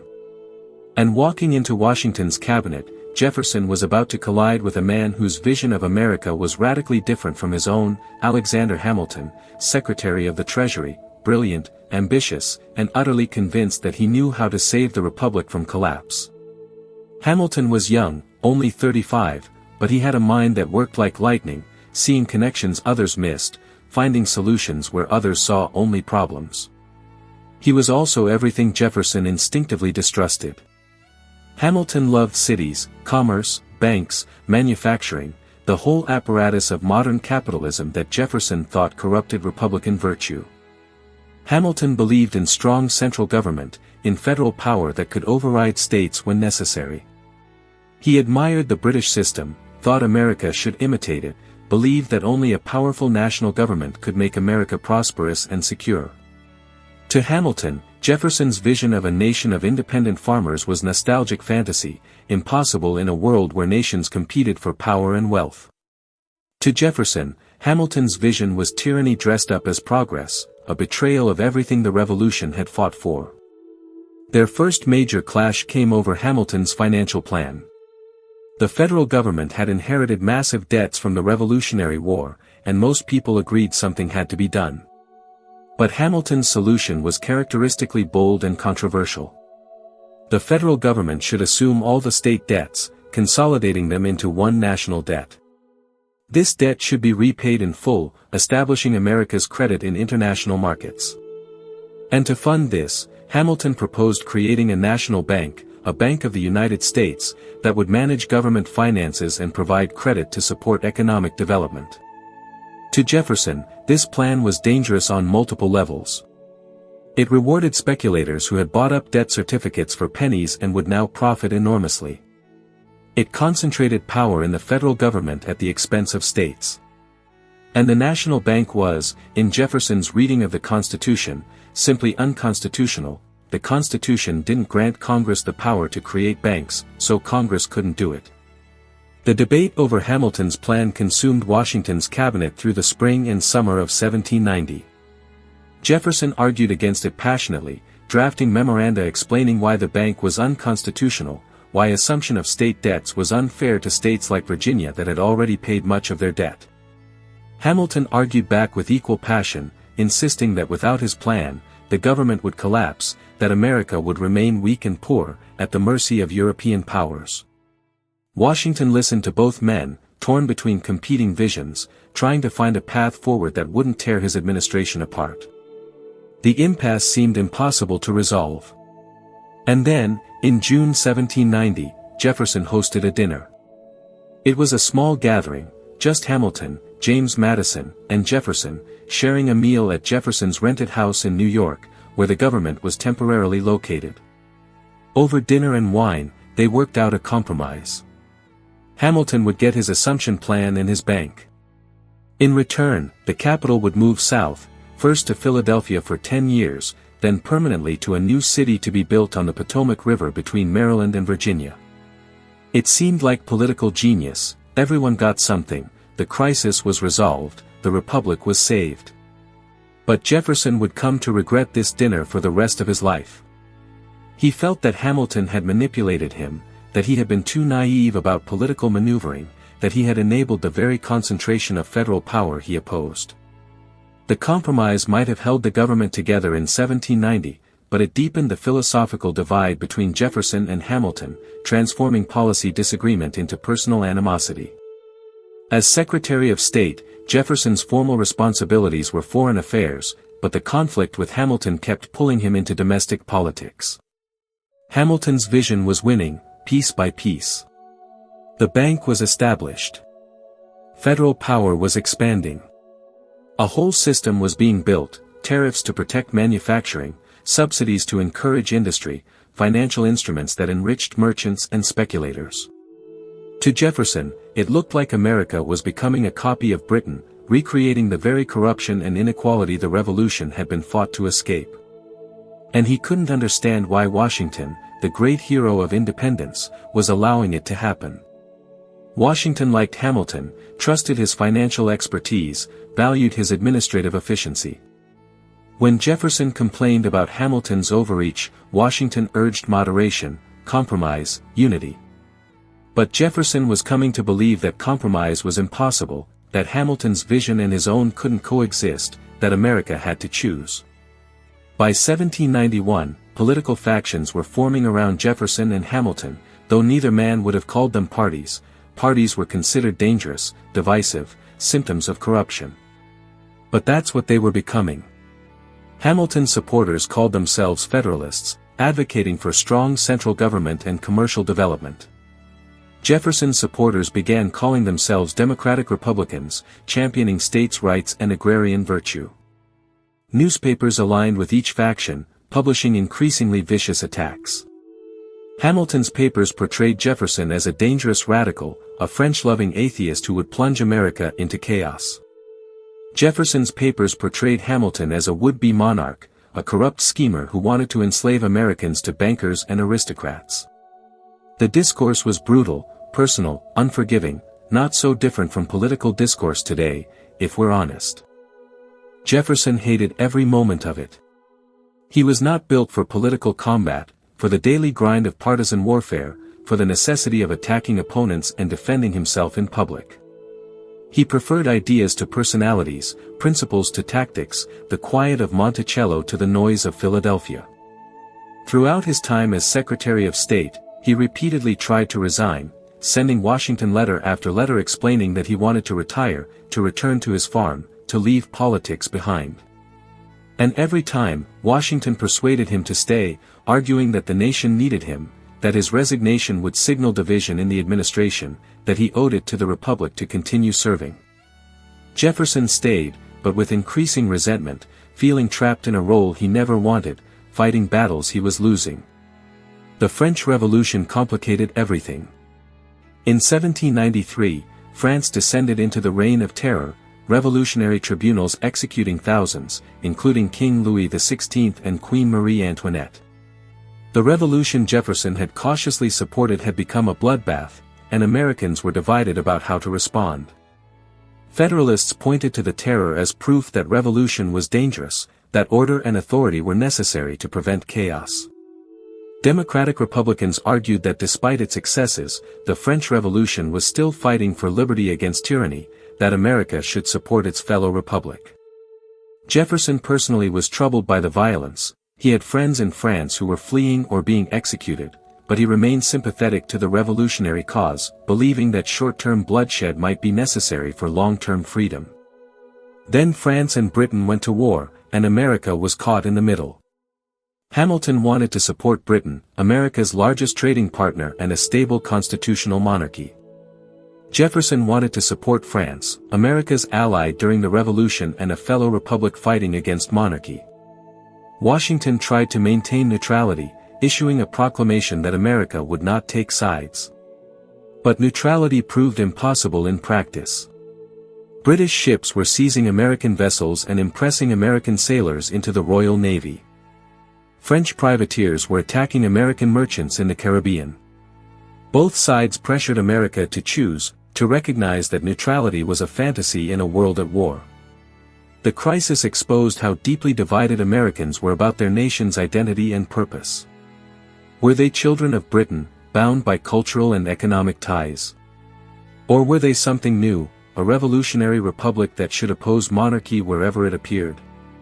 Jefferson finally resigned as Secretary of State at the end of 1793, exhausted and defeated. He rode back to Monticello feeling like he had failed, like Hamilton had won, like the Republic was heading in the wrong direction and he couldn't stop it. He was 50 years old, and he told friends he was done with politics forever, that he would spend his remaining years as a farmer and philosopher, reading and building and living the simple life he had always claimed to prefer. For 3 years, he stayed at Monticello, managing his plantation, experimenting with crop rotation and new plowing techniques, designing renovations to his house. He played with his daughters and grandchildren. He read voraciously, history, philosophy, science. He built furniture and invented gadgets. He seemed, to visitors, genuinely happy, genuinely content with private life. But politics wouldn't leave him alone. Letters arrived constantly from Madison and other allies, begging him to run for president in 1796. Washington was finally retiring after 2 terms, and the question of who would succeed him dominated national conversation. John Adams, Washington's vice president and a prominent Federalist, was the obvious choice for Hamilton's faction. But Democratic Republicans needed a candidate who could challenge Adams, who could articulate a different vision for America's future. Jefferson was that man. His authorship of the Declaration gave him credibility, his service as Secretary of State proved his experience, his philosophical writings expressed the principles their movement stood for. Jefferson claimed he didn't want it, and perhaps he was telling the truth. But he also didn't refuse outright, didn't close the door completely. And his supporters took that as permission to promote his candidacy. The election of 1796 was the first truly contested presidential election in American history, and it was ugly. There was no such thing as campaigning as we know it. Candidates didn't give speeches or appear at rallies. Instead, their supporters fought proxy battles in newspapers and pamphlets, making claims that ranged from exaggeration to outright fabrication. Federalist papers said Jefferson was an atheist who would destroy Christianity, a radical who would bring French-style revolution to America, a coward who had fled from British troops during the Revolution. Democratic-Republican papers said Adams was a monarchist who wanted to crown himself king, a warmonger who would drag America into European conflicts, a pompous aristocrat who despised common people. None of it was entirely true. Most of it was at least partially false. But it worked. It mobilized voters, created passion and intensity, made people feel like the election mattered desperately. When the electoral votes were counted in early 1797, John Adams had won, but barely, 71 votes to Jefferson's 68. Under the system then in place, the runner-up became vice president, which meant Jefferson would serve in an administration led by someone from the opposing faction. It was an awkward arrangement, almost designed to create dysfunction, though the Constitution's framers had imagined it would encourage unity and cooperation. Instead it guaranteed tension, mistrust, and a vice president with almost nothing to do except wait for the president to die or the next election to arrive. Jefferson traveled to Philadelphia for the inauguration in March 1797, uncertain what his role would be, hoping he and Adams could work together despite their political differences. After all, they had been friends once, brothers in revolution, allies in the early days of independence. Perhaps they could find that connection again. The inauguration was cordial, even warm. Adams gave a speech praising Washington and calling for unity. Jefferson stood beside him, formally dressed, officially supportive. But beneath the surface, both men were uncomfortable, aware of the forces pulling them apart. Adams was proud, sensitive to perceived slights, convinced that his long service to the nation deserved more recognition than it had received.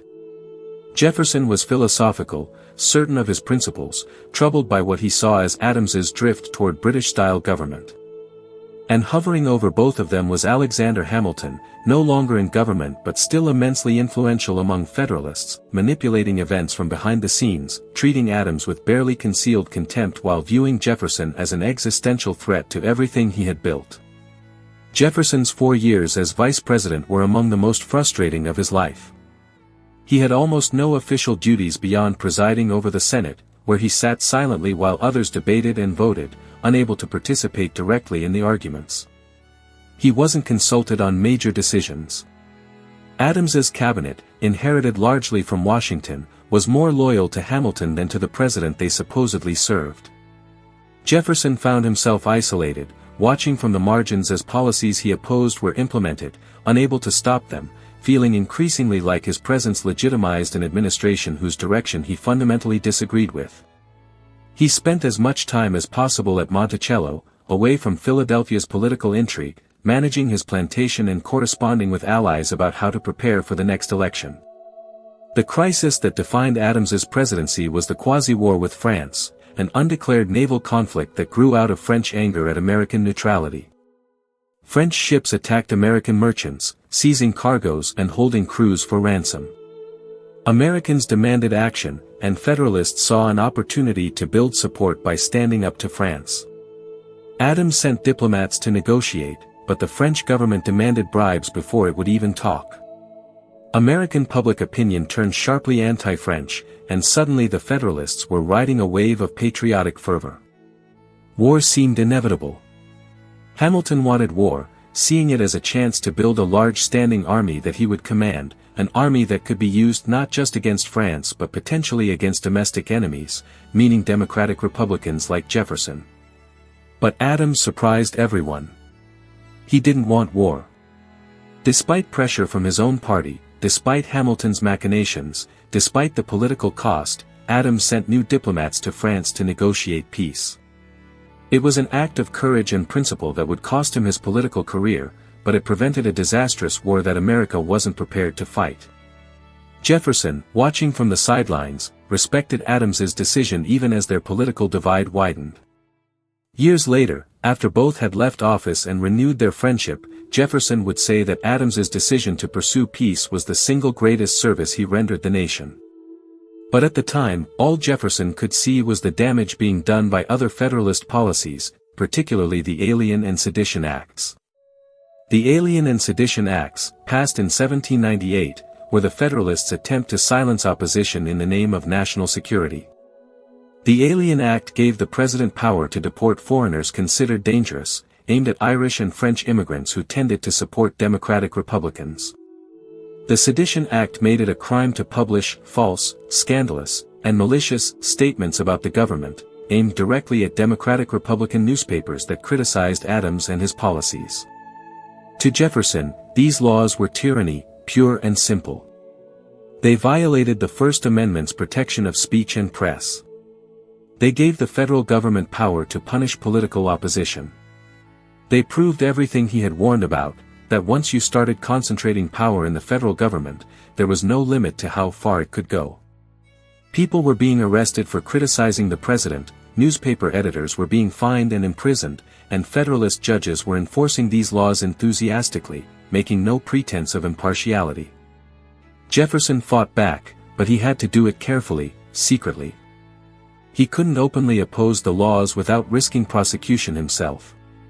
So he worked through others, drafting resolutions that were introduced in the Kentucky legislature, arguing that states had the right to judge whether federal laws were constitutional and to nullify laws they considered unconstitutional. Madison drafted similar resolutions for Virginia.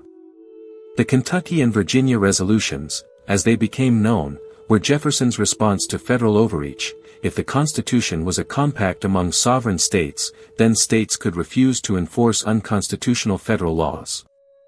It was a radical argument, one that would be used later by defenders of slavery and segregation to resist federal civil rights laws. Jefferson didn't intend it that way, he was thinking about protecting political speech, not protecting slavery. But ideas escaped their author's intentions, taking on meanings and uses that were never imagined. The Alien and Sedition Acts were set to expire in 1801, conveniently timed so they wouldn't be used against Federalists if they lost power. But their passage galvanized Democratic-Republican opposition, mobilizing voters who saw in these laws the proof that Federalists really did want to establish tyranny. The election of 1800 became a referendum on the future of the Republic. Would America be a place where government could silence critics and punish dissent? Or would it be a place where freedom of speech and press were protected even when speech was critical, even when it made those in power uncomfortable? Jefferson positioned himself as the defender of liberty against Federalist tyranny. Federalists portrayed Jefferson as an atheist, a radical, a French sympathizer who would destroy religion and property and order. The campaign was vicious, personal, apocalyptic. Both sides genuinely believed that if the other won, the Republic would not survive. Jefferson won. Or more precisely, he tied with Aaron Burr, his supposed running mate, because the Constitution's electoral system didn't distinguish between votes for president and vice president. Each Democratic-Republican elector had cast one vote for Jefferson and one for Burr, producing a tie that threw the election into the House of Representatives. For days, through dozens of ballots, the House was deadlocked. Burr refused to concede, apparently willing to steal the presidency from Jefferson if he could. Federalists had to choose between Jefferson, whom they hated, and Burr, whom they didn't trust. Hamilton, in one of the strange ironies of history, lobbied for Jefferson. Hamilton despised Jefferson's politics, but he respected Jefferson's principles, his intellectual honesty, his genuine commitment to Republican government. Burr, Hamilton believed, had no principles at all, cared only for personal power, would be dangerous as president. Hamilton's influence finally tipped enough Federalist congressmen to abstain, allowing Jefferson to win on the 36th ballot. On March 4, 1801, Thomas Jefferson walked from his boarding house to the Capitol, still under construction in the new city of Washington, to take the oath of office as the third President of the United States. He wore simple clothes, refused any grand ceremony, and gave an inaugural address that called for healing and unity. "We are all Republicans, we are all Federalists," he said, trying to lower the temperature, to suggest that the bitter divisions of the past decade could be overcome. He spoke of a wise and frugal government that would protect rights but otherwise leave people alone, that would avoid foreign entanglements and domestic oppression, that would trust in the people's capacity to govern themselves. It was vintage Jefferson, eloquent, principled, optimistic about human nature and Republican government. Whether he could actually govern according to these principles, whether the reality of presidential power would force him to compromise his ideals, remained to be seen. But standing there in the Capitol, at the dawn of a new century, speaking words of reconciliation after years of bitter conflict, Jefferson represented the possibility that democracy could work, that power could change hands peacefully, that a republic could survive its own internal divisions. It was not a certainty. It was only a possibility. But sometimes, in the hinge moments of history, possibility is enough to keep moving forward, to try again, to believe that the experiment might yet succeed. Power changes people. Sometimes it corrupts them, revealing ambitions and cruelties hidden beneath public virtue. Sometimes it humbles them, forcing recognition of how little one person can actually accomplish, how much depends on circumstances beyond any individual's control. For Thomas Jefferson, power did something more complicated. It forced him to choose between his principles and his vision for America's future, between constitutional purity and practical necessity, between the philosopher he had always been and the president he now had to be. He came to office believing in limited federal power, strict construction of the Constitution, respect for states' rights.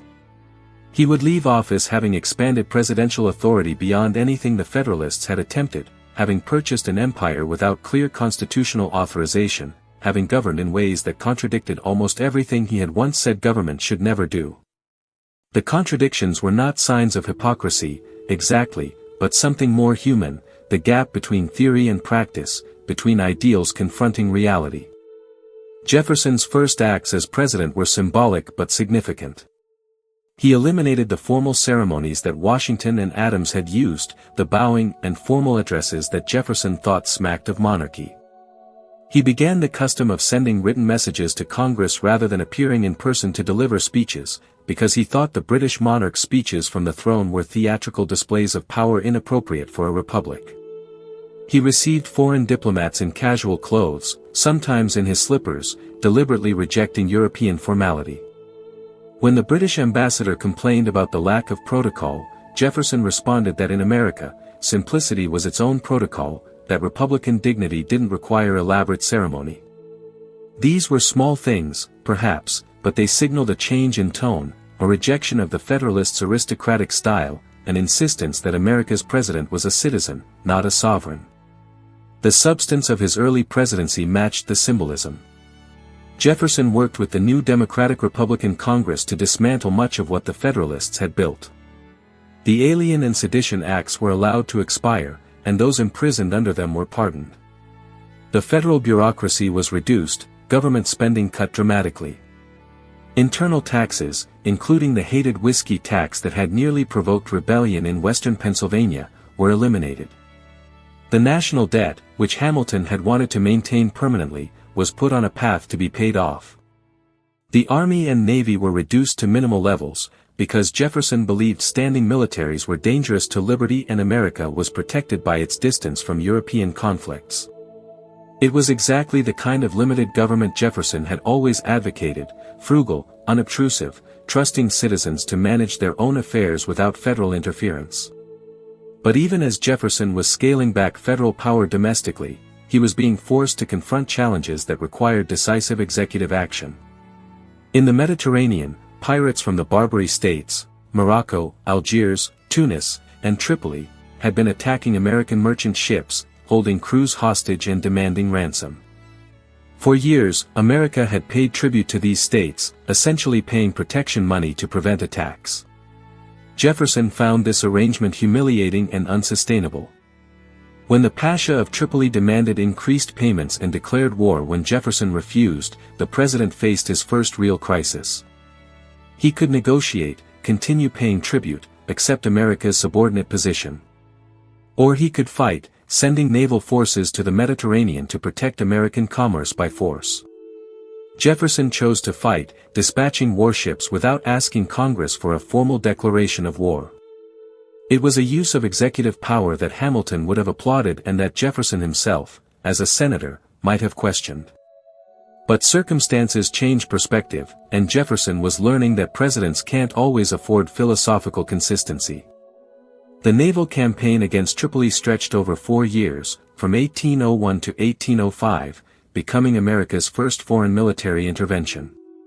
American ships blockaded Tripoli, bombarded its fortifications, fought sea battles against Barbary corsairs. The most dramatic moment came when Lieutenant Stephen Decatur led a daring nighttime raid into Tripoli harbor to burn the captured American frigate Philadelphia, preventing the enemy from using it. British Admiral Nelson called it the most bold and daring act of the age. Eventually, a combination of military pressure and negotiation produced a treaty that ended tribute payments and freed American captives. It was a small war by European standards, but for America it proved something important, that the Republic could project power beyond its shores, that it didn't have to accept subordinate status, that it could defend its interests militarily when necessary. And Jefferson, the man who had wanted to reduce military spending to almost nothing, had become a war president, discovering that principle sometimes has to yield to pragmatism.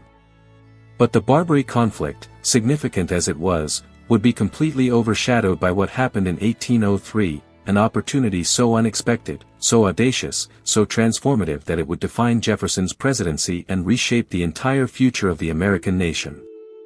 Napoleon Bonaparte, who had come to power in France after the Revolution's chaos, needed money to fund his wars in Europe. He controlled Louisiana, not just the modern state but a vast territory stretching from the Mississippi River to the Rocky Mountains, from the Gulf of Mexico to Canada, roughly 828,000 square miles. Spain had ceded it to France, and Napoleon had plans to use it as a base for rebuilding France's North American empire. But those plans were falling apart. A slave rebellion in Haiti, led by Toussaint Louverture, had defeated French forces sent to suppress it, costing Napoleon thousands of soldiers and millions of francs. War with Britain was imminent, and Napoleon needed funds more than he needed distant territories he couldn't effectively control or defend. Jefferson had been worried about French control of Louisiana ever since learning about the secret transfer from Spain. The mouth of the Mississippi River, at New Orleans, was vital to American commerce. Farmers in Kentucky, Tennessee, and the Ohio Valley depended on shipping their goods down the Mississippi for export. If France controlled New Orleans, it could choke American Western trade whenever it wanted. Jefferson had sent diplomats to Paris with instructions to purchase New Orleans and the Floridas if possible, offering up to $10 million. He was thinking small, defensive, just securing American access to the river. But Napoleon's foreign minister, Talleyrand, surprised the American negotiators with a completely different offer. France would sell not just New Orleans but the entire Louisiana territory, the whole massive expanse, for $15 million. It was one of the greatest real estate opportunities in history, and the American diplomats, Robert Livingston and James Monroe, knew it. But they also knew they had no authorization to make such a large purchase, that their instructions covered only New Orleans, that $15 million was an enormous sum that might bankrupt the treasury. They decided to exceed their authority and accept the offer anyway, signing a treaty on April 30, 1803. When word reached Jefferson in Washington that summer, he was simultaneously elated and troubled. The purchase was magnificent. It doubled the size of the United States overnight, guaranteed American control of the Mississippi, opened vast territories for future expansion, removed a European power from America's borders. But it was also possibly unconstitutional. Jefferson had always argued for strict construction of the Constitution, insisting that the federal government had only those powers explicitly granted to it. Nowhere did the Constitution give the President or Congress the power to acquire new territory. Jefferson had criticized Hamilton for loose construction, for claiming implied powers that the text didn't specify. Now Jefferson himself was about to exercise a power not mentioned in the Constitution, and he knew it made him look like a hypocrite. He considered proposing a constitutional amendment explicitly authorizing the purchase, which would have been the strictly constitutional approach. But his advisors warned that this would take time, that Napoleon might change his mind, that the opportunity would be lost if they hesitated. And quietly, personally, Jefferson realized something that troubled his philosophical conscience but appealed to his vision of America's future: the purchase was simply too important to let constitutional scruples stop it. This was America's destiny, to expand across the continent, to become a great nation rather than remain confined to the Atlantic coast. Future generations would thank him for seizing this opportunity, even if it meant bending his own principles. So Jefferson submitted the treaty to the Senate, which ratified it quickly with bipartisan support. Federalists who had once championed broad federal power now complained about unconstitutional overreach. Democratic Republicans who had demanded strict constitutional limits now praised Jefferson's bold action. The political roles had reversed completely, exposing how much political positions depend on whose hands hold power. The Louisiana Purchase transformed America's geography and its future. The United States now stretched from the Atlantic to the Rockies, encompassing territories that would eventually become 15 states: Louisiana, Arkansas, Missouri, Iowa, Oklahoma, Kansas, Nebraska, South Dakota, North Dakota, Montana, Wyoming, Minnesota, Colorado, and parts of New Mexico and Texas. The purchase cost about 3 cents per acre, roughly $18 per square mile, making it one of the greatest bargains in history. But the immediate challenge was that no one really knew what had been purchased. The treaty's boundaries were vague, maps were incomplete or inaccurate, large portions of the territory had never been explored by Americans or Europeans. Jefferson needed to know what was out there, what natural resources existed, what rivers could be navigated, whether there was a water route to the Pacific, what indigenous peoples lived there and how they might respond to American expansion. Even before the purchase was finalized, Jefferson had been planning an expedition to explore the Missouri River and find a route to the Pacific. Now that expedition took on new urgency and legitimacy. It would map America's new territory, establish American presence, gather scientific data, and prepare the way for future settlement. Jefferson chose his personal secretary, Meriwether Lewis, to lead the expedition, and Lewis chose William Clark as his co-commander. Both were experienced frontiersmen, skilled at wilderness survival, capable of dealing with the enormous challenges they would face. Jefferson personally instructed Lewis in botany, zoology, astronomy, and other sciences, wanting the expedition to gather comprehensive data about everything they encountered. He gave Lewis detailed instructions covering everything from how to document new species to how to interact with Native American tribes, with respect and promises of friendship, establishing relationships that would later support American trade and settlement. The Corps of Discovery, as the expedition was officially called, departed in May 1804 with about 40 men, ascending the Missouri River into territory that few white Americans had ever seen. They would be gone for more than 2 years, traveling over 8,000 miles, crossing the Rockies, reaching the Pacific Ocean, and returning with journals full of observations about geography, wildlife, plants, and the many Native American peoples they encountered. When they returned in September 1806, they were celebrated as heroes, and their success validated Jefferson's vision of expansion. The maps they created opened the West to American traders and settlers. The specimens they collected advanced scientific knowledge. The relationships they established with indigenous peoples, however temporary and ultimately tragic those relationships would prove, showed that peaceful contact was possible. Jefferson had always believed in the power of knowledge, in exploration and science as tools for progress.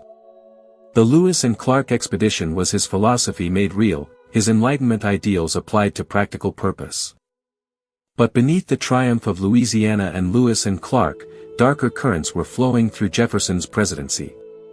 His relationship with Sally Hemings continued in whatever form it took, secret, unacknowledged publicly, but known to those at Monticello and increasingly whispered about in political circles. In 1802, a Federalist journalist named James Callender, who had once supported Jefferson but felt betrayed when Jefferson refused to give him a patronage position, published allegations about the relationship. It is well known that the man, whom it delighteth the people to honor, keeps, and for many years past has kept, as his concubine, one of his own slaves.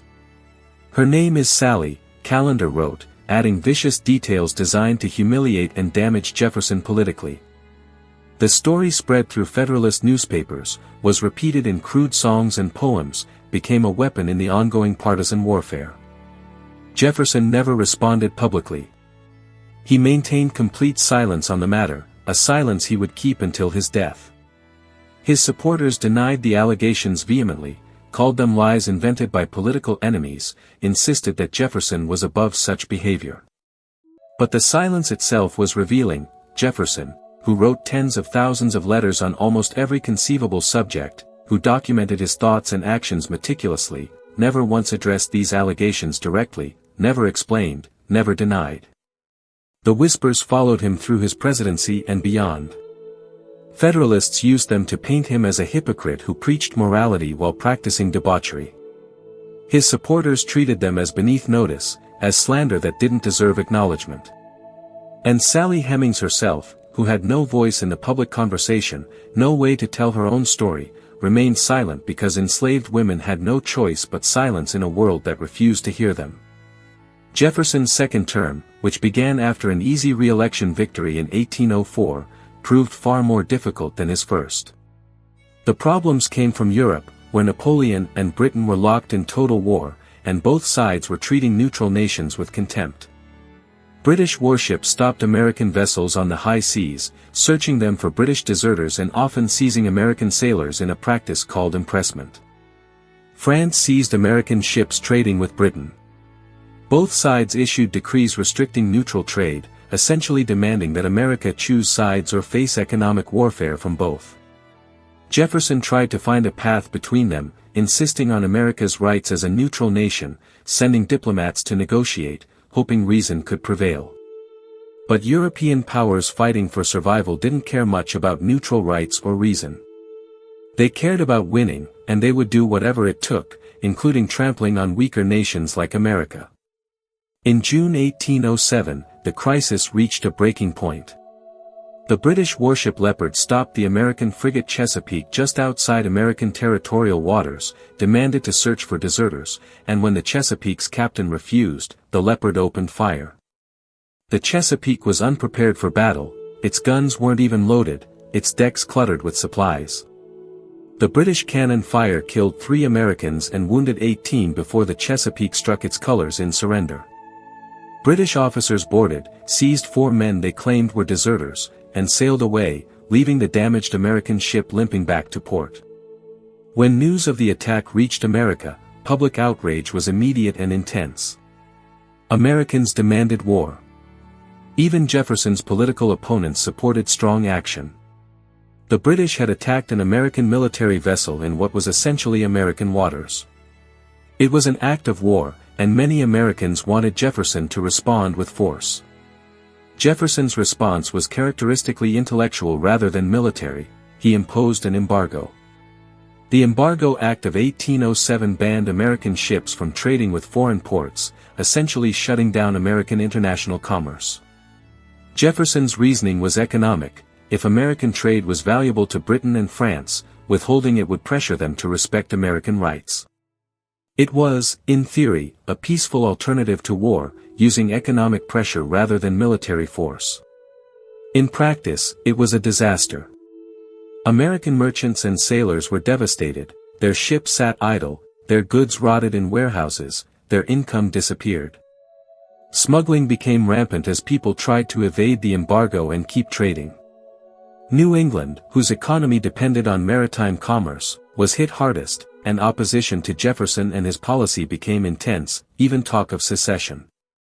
The embargo hurt America far more than it hurt Britain or France, which simply found other trading partners. It was Jefferson's worst failure as president, a policy conceived in principle but disastrous in execution. The embargo revealed something about Jefferson's limitations as a leader. He was brilliant at articulating principles and vision, at writing documents that inspired and unified. But he struggled with the messy realities of governance, with the need to compromise, to adjust policies when they weren't working, to exercise power rather than just philosophize about it. He was stubborn about the embargo, convinced it would work if Americans would just be patient, unwilling to admit failure even when the evidence was overwhelming. He enforced the embargo with increasing harshness, using federal power to stop smuggling in ways that violated the very principles of limited government he had championed.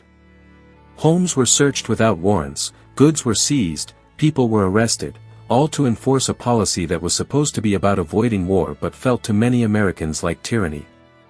The contradiction between Jefferson's ideals and his actions as president reached its peak during the embargo years. By the end of his second term, Jefferson was exhausted, frustrated, ready to leave office. The embargo had failed, his popularity had plummeted, the political unity of his first term had dissolved into bitter division. He had hoped to leave office with America at peace, prosperous, respected. Instead he was leaving his successor, James Madison, a nation on the verge of war, economically damaged, politically fractured. Congress repealed the embargo just before Jefferson left office, replacing it with weaker measures that also failed. 3 years later, America would fight the War of 1812 against Britain, the war Jefferson had tried so hard to avoid. All his efforts at peaceful economic coercion had accomplished nothing except temporary hardship and political damage. It must have been bitter for Jefferson to recognize that some problems couldn't be solved by reason and principle, that sometimes force was the only language powerful nations understood. On March 4, 1809, Jefferson attended James Madison's inauguration, then rode away from Washington toward Monticello. He was 65 years old, and he would never leave Virginia again. He had served his country for over 40 years, as legislator, diplomat, Secretary of State, Vice President, President. He had written the Declaration of Independence, purchased Louisiana, St. Louis and Clark to the Pacific, attempted to govern according to Republican principles in a world that didn't respect such principles. He had succeeded magnificently in some things, failed miserably in others, compromised his ideals more often than he wanted to admit. He had lived with profound contradictions, championing freedom while holding people in bondage, preaching limited government while expanding presidential power, advocating strict constitutional interpretation while making the most constitutionally questionable purchase in American history. He was tired, ready to rest, eager to return to private life. But the contradictions would follow him home to Monticello, would live with him in the presence of Sally Hemings and their children, in the labor of enslaved people who made his retirement possible, in the debts that accumulated because he spent beyond his means year after year. Jefferson the private citizen would struggle with the same moral failures as Jefferson the president. The mountain he had built his house upon was beautiful, but it stood on a foundation of human suffering. That was his legacy, and America's, soaring ideals built on tragic compromises, noble words spoken by flawed men, a promise of equality still waiting, 200 years later, to be fully kept. There is a particular kind of freedom that comes with leaving power behind, a lightness that descends when the weight of decision-making passes to other shoulders. Thomas Jefferson felt this freedom as he rode up the mountain to Monticello in March 1809, leaving behind the presidency and all its burdens. He was going home, truly home, and he promised himself he would never leave again. No more political battles, no more compromises that ate at his conscience, no more public scrutiny of every word and action. He would be a farmer, a grandfather, a builder, an inventor, a reader, all the things he had always wanted to be when politics wasn't consuming his time and energy. The mountain welcomed him back, the house still unfinished after decades of construction, still being revised and expanded according to plans that evolved with his thinking. It was imperfect, like Jefferson himself, but it was his, and for the first time in years, he could breathe freely. The retirement he envisioned was busy, purposeful, full of projects and correspondence and intellectual engagement. He woke early every morning, as he had his entire life, and spent the first hours reading newspapers, books, letters from the hundreds of correspondents who wrote seeking his thoughts on everything from politics to agriculture to philosophy. He managed his plantation, though calling it management makes it sound more competent than it was. Jefferson was brilliant at many things, but practical financial management was not among them. He experimented with crop rotation and new planting techniques, tried to make Monticello profitable, believed that rational agriculture could succeed where others had failed. But the reality was that Virginia's soil was depleted from decades of tobacco farming, that enslaved labor was inefficient no matter how Jefferson organized it, that his own spending habits, books, wine, architectural improvements, generous hospitality, exceeded his income year after year.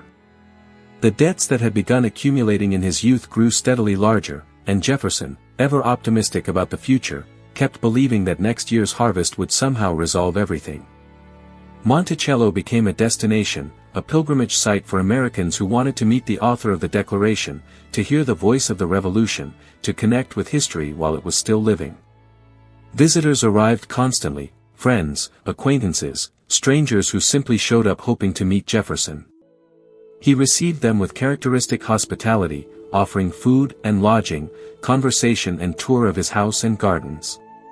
But the constant stream of guests was exhausting and expensive. Monticello became almost a hotel, with beds filled night after night with people Jefferson barely knew, all of them expecting to be fed and entertained, all of them adding to the household expenses that Jefferson could not afford. He complained in letters to friends about the burden of hospitality, but he couldn't bring himself to turn people away. It wasn't in his nature, and perhaps he also enjoyed being celebrated, being remembered as someone important, having his ideas still matter in a world that was rapidly moving beyond the founding generation. His family gave him joy, though tinged always with sorrow. His daughter Martha, called Patsy, lived nearby with her husband and children, and Jefferson delighted in his grandchildren, teaching them, playing with them, designing toys and gadgets for their amusement. But his other daughter, Maria, called Polly, died in 1804 at just 25, another loss in a life that had seen too many losses, his wife, 4 of his 6 children, friends and colleagues from the Revolutionary era. Jefferson felt death's presence more keenly as he aged, felt the loneliness of being one of the last survivors from a generation that had done extraordinary things. Adams was still alive in Massachusetts, and in 1812, at the urging of mutual friends, Jefferson and Adams began corresponding again after years of estrangement. The letters they exchanged over the next 14 years are among the most remarkable in American history, 2 old men, former allies and rivals, reflecting on their lives, their accomplishments, their failures, their hopes and fears for the nation they had helped create. The correspondence with Adams reveals Jefferson at his most thoughtful and vulnerable. They wrote about philosophy and politics, about religion and human nature, about the meaning of life and the approach of death. They disagreed about many things still. Adams believed humans needed strong government to control their worst impulses, Jefferson trusted in human reason and self-governance, but the disagreements were friendly now, without the partisan venom of earlier years. They could afford to be generous with each other, these 2 old revolutionaries, because neither had power anymore, neither was fighting for position or policy. They were just 2 men looking back across long lives, trying to understand what they had accomplished, what had been worth the sacrifice and struggle. Adams wrote with wit and candor, often questioning whether their revolution had achieved what they hoped. Jefferson wrote with continued optimism, insisting that despite setbacks and disappointments, the cause of human liberty was advancing, that their efforts had mattered and would continue to matter for generations. But there was one subject Jefferson and Adams could barely discuss honestly, one shadow that fell across all of Jefferson's retirement years: slavery. At Monticello, more than 130 people lived in bondage, working the fields and workshops, cooking and cleaning and building, making Jefferson's life of intellectual leisure possible. They were not abstractions or labor units but human beings with names and families and dreams, people like Burwell Colbert, who served as Jefferson's personal servant, and John Hemmings, Sally's brother, who was a master carpenter and furniture maker, and Wormley Hughes, who managed the gardens, and dozens of others whose skills and labor sustained the plantation. Jefferson knew them, worked alongside some of them, praised their abilities in his farm books and letters. But he never freed them, except for a handful of the Hemmings family members, and even those freed only in his will, after his death, when it cost him nothing. The older Jefferson grew, the more he seemed to retreat from the problem of slavery rather than confront it. In his younger years, he had written about slavery's evils, proposed gradual emancipation schemes, included anti-slavery passages in his drafts of the Declaration. But in retirement, he fell silent on the subject, or worse, began making arguments that sounded disturbingly like defenses of the institution. He wrote that enslaved people weren't ready for freedom, that emancipation would lead to violence and race war, that the two races could never live together in equality and peace. When a younger generation of abolitionists began agitating for immediate emancipation, Jefferson dismissed them as dangerous radicals who didn't understand the complexity of the problem. He convinced himself that slavery would eventually die out on its own, that trying to force emancipation would only make things worse, that the best approach was to wait, to be patient, to trust that time and progress would solve what human action seemed unable to resolve. This failure, to act on his own stated principles, to use his enormous moral authority to push for emancipation, to free the people he held in bondage, is Jefferson's deepest and most unforgivable failure. All his other contradictions pale beside this one. He could have freed his slaves and lived more modestly. He could have led by example, showing other Virginians that emancipation was possible and right. He could have spent his retirement years campaigning for gradual abolition, using his fame and eloquence to change minds and shift public opinion. Instead, he chose comfort over conscience, financial security over moral courage, avoiding the hard choices that his own principles demanded. And perhaps most painfully, he left children he had fathered with Sally Hemings in bondage during his lifetime, denying them publicly while knowing privately they were his own.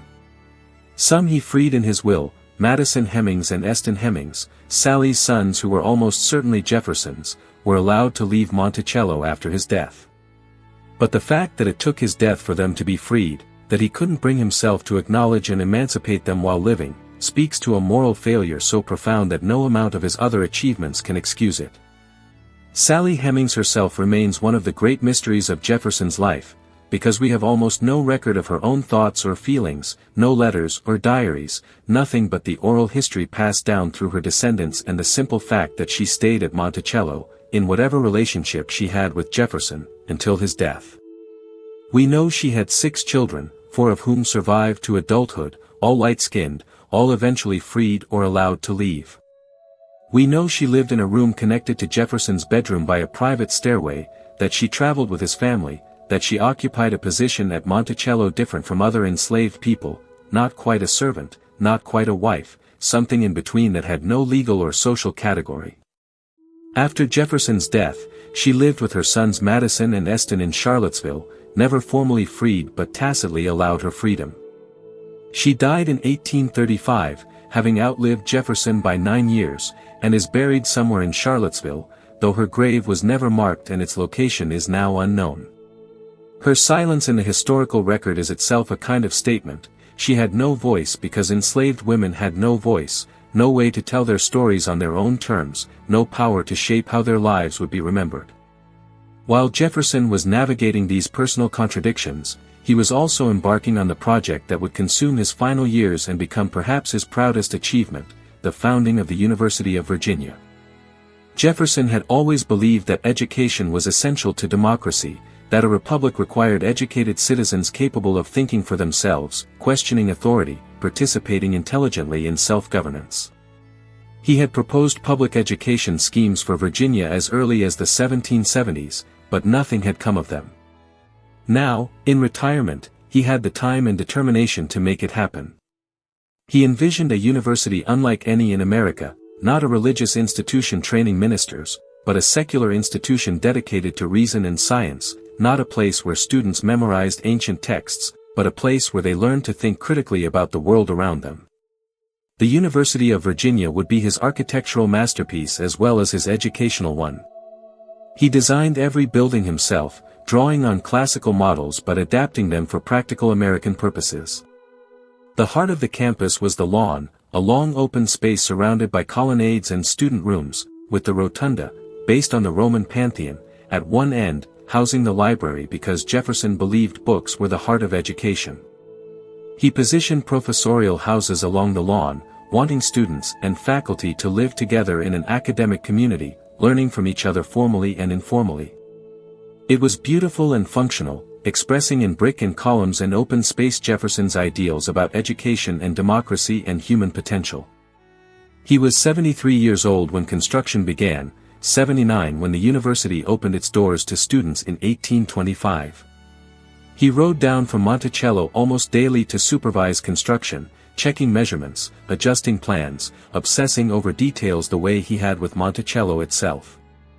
The university's curriculum reflected Jefferson's Enlightenment values. There would be no required religion courses, no theological tests for admission or graduation. Students would study sciences, mathematics, languages, law, philosophy, subjects that trained the mind and prepared citizens for useful lives in a republic. Faculty would be chosen for their learning and teaching ability, not their religious orthodoxy. Students would govern themselves through an honor code, learning responsibility and self-discipline rather than submitting to rigid external authority. It was radical for its time, and many Virginians were skeptical or hostile, worried that a university without religion would produce atheists and moral degenerates. But Jefferson persisted, raising money, lobbying the state legislature, overcoming opposition through patience and persuasion.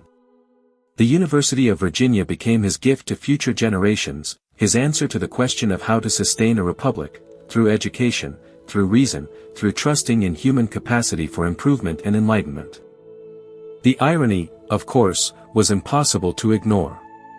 Jefferson was building an institution dedicated to human freedom and enlightenment, training young men to be free citizens of a republic, while enslaved workers dug the foundations, fired the bricks, laid the stones, did the hard physical labor that made the university real. The buildings that would house the study of liberty were constructed by people who had no liberty. Jefferson saw this contradiction, he must have seen it, but he accepted it the way he had accepted so many contradictions in his life, compartmentalizing, telling himself that the greater good justified the present injustice, that the university would eventually serve all of humanity even if it was built on the backs of the enslaved. It was the same moral calculus he had always used, and it was always wrong, but Jefferson never quite admitted this to himself. He lived until his death believing he had done the best he could with the circumstances he inherited, never fully reckoning with how much those circumstances were of his own making and maintaining. As the 1820s progressed, Jefferson's debts became impossible to ignore. He owed tens of thousands of dollars to various creditors, amounts that his plantation income could never hope to repay. The agricultural depression that followed the Panic of 1819 made everything worse, crop prices fell, money was tight, debtors everywhere were struggling. Jefferson tried various schemes to raise money. He held a lottery, hoping the public would buy tickets to help the author of the Declaration keep his home, though it raised less than he hoped. He sold his second library to Congress, he had rebuilt his collection after the first was burned in the War of 1812, and now he sold those books too, thousands of volumes that became the foundation of the Library of Congress as it exists today. But even selling his books wasn't enough. The debt kept growing, and Jefferson knew that when he died, Monticello would have to be sold, his grandchildren would inherit nothing but his name and his words, the enslaved people would be sold to pay creditors and scattered to plantations across Virginia and beyond. The knowledge of this impending disaster weighed on Jefferson in his final years. He had built so much, created so much, written words that would echo across centuries. But he couldn't manage the simple practical task of living within his means, of maintaining the financial security that would have allowed his family to keep their home and the people he held in bondage to stay together if not be free. It was a personal failure that mirrored his larger moral failures, the gap between his ideals and his actions, between the life he imagined and the life he actually lived. His grandchildren would remember him with love, would cherish his memory, would spend their lives defending his reputation against critics. But they would also struggle with poverty because of his financial carelessness, would lose Monticello to creditors, would watch as the enslaved families who had served the Jeffersons for generations were sold away to strangers. In his final year, Jefferson's health began failing in ways that could no longer be ignored. He had always been active despite frequent illness, but now his body was simply wearing out. He suffered from urinary problems, digestive issues, general weakness. He spent more time in bed, less time riding or walking. But his mind remained sharp, and he continued to write letters, to think about the future, to worry about America's direction. The country was changing in ways that troubled him.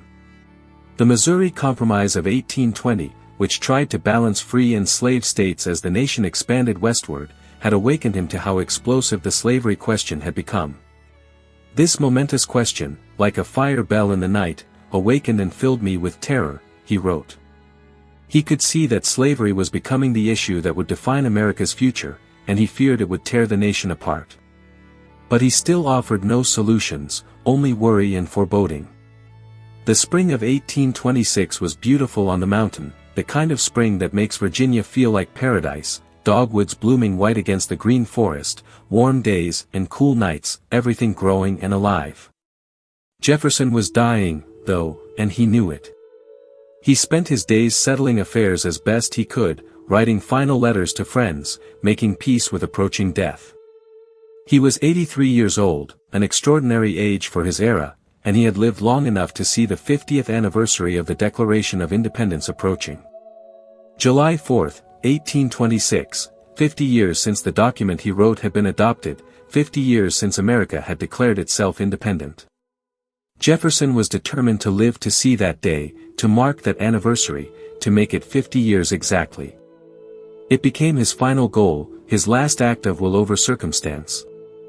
As July approached, Jefferson weakened further. He drifted in and out of consciousness, sometimes lucid and aware, sometimes lost in memories or dreams. His family gathered around him, his daughter Martha, his grandchildren, the people who loved him and would carry his memory forward. On July 3, he woke and asked, "Is it the 4th?" They told him not yet, soon. He nodded and slipped back into unconsciousness. Through the night of July 3 into the early hours of July 4, he lay dying slowly, his breath growing shallower, his body finally giving up after a long life of service and contradiction, achievement and failure.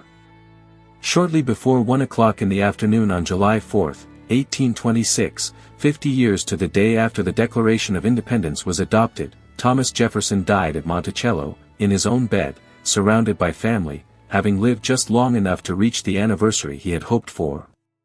What no one at Monticello knew, what Jefferson himself didn't know as he died, was that in Massachusetts, in Quincy, John Adams was dying too, on the same day, at almost the same hour. Adams's last words, according to those present, were, "Thomas Jefferson survives." He was wrong, Jefferson had died hours earlier, but there was a truth in the statement deeper than mere fact. Jefferson did survive, would survive, in his words and ideas, in the buildings he designed, in the nation he helped create, in the contradictions he embodied.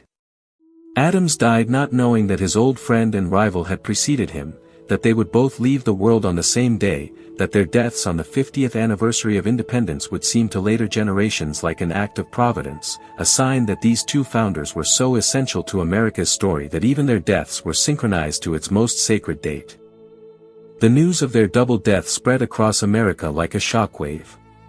People saw meaning in the timing, saw it as somehow fitting that these two giants should die together on Independence Day, as if the nation's founding generation was making a final, collective exit.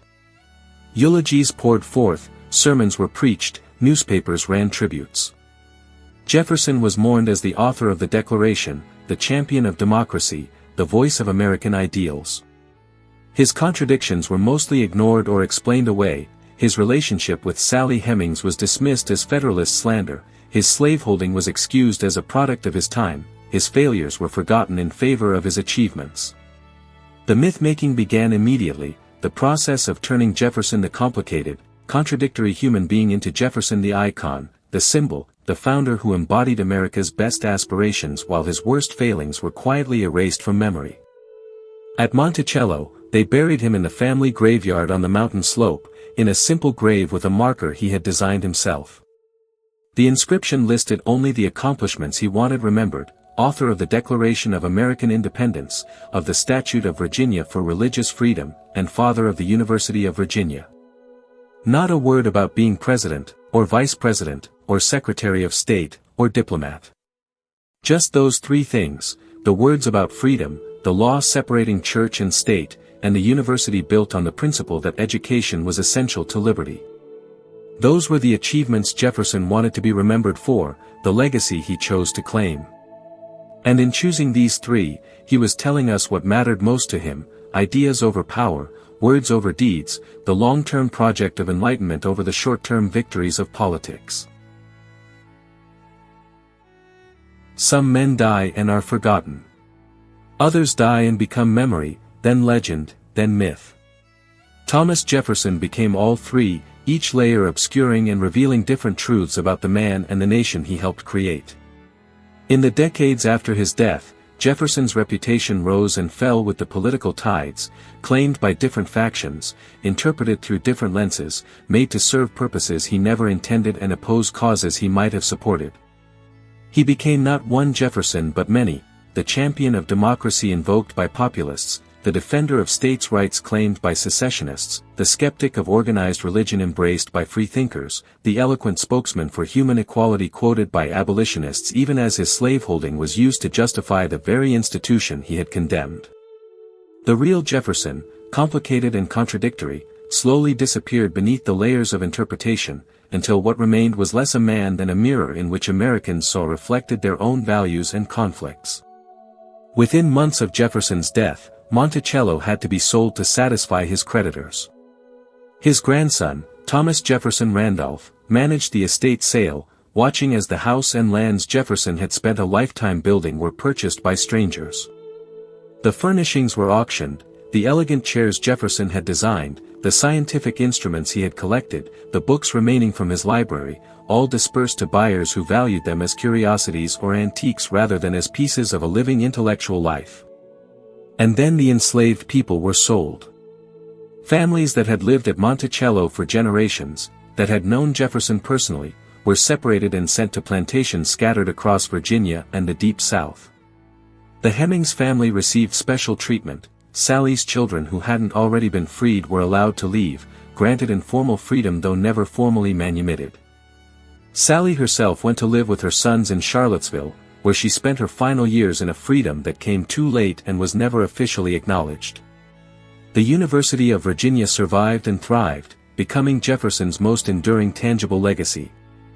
Students came and studied and graduated, spreading into Virginia society and beyond, carrying with them the Enlightenment values Jefferson had tried to instill.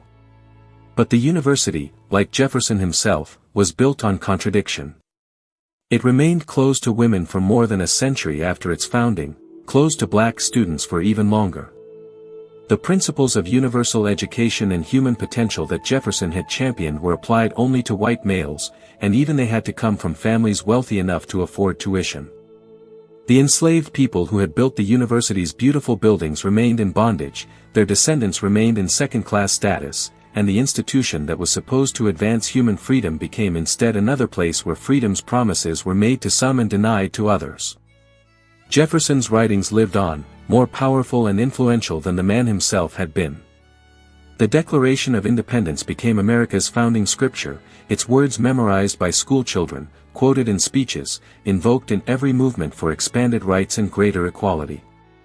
All men are created equal, became the standard against which America measured itself and was repeatedly found wanting. Abolitionists pointed to those words and asked how a nation founded on equality could permit slavery. Women's rights advocates pointed to those words and asked how a nation founded on equality could deny women the vote. Civil rights activists pointed to those words and demanded that America finally live up to its founding promise. Each generation found in Jefferson's language both inspiration and indictment, inspiration because the words were genuinely beautiful and expressed genuinely noble ideals, indictment because the gap between those ideals and American reality remained so vast. The Jefferson who emerged in popular memory through the 19th century was mostly admirable, mostly heroic. Biographies portrayed him as a sage, a philosopher-statesman, a man of virtue and learning who had given his life to public service. His slaveholding was mentioned but explained away. He had inherited the system, it was said, and had done what he could to limit it, and his greater achievements for human liberty outweighed his participation in an institution he personally deplored.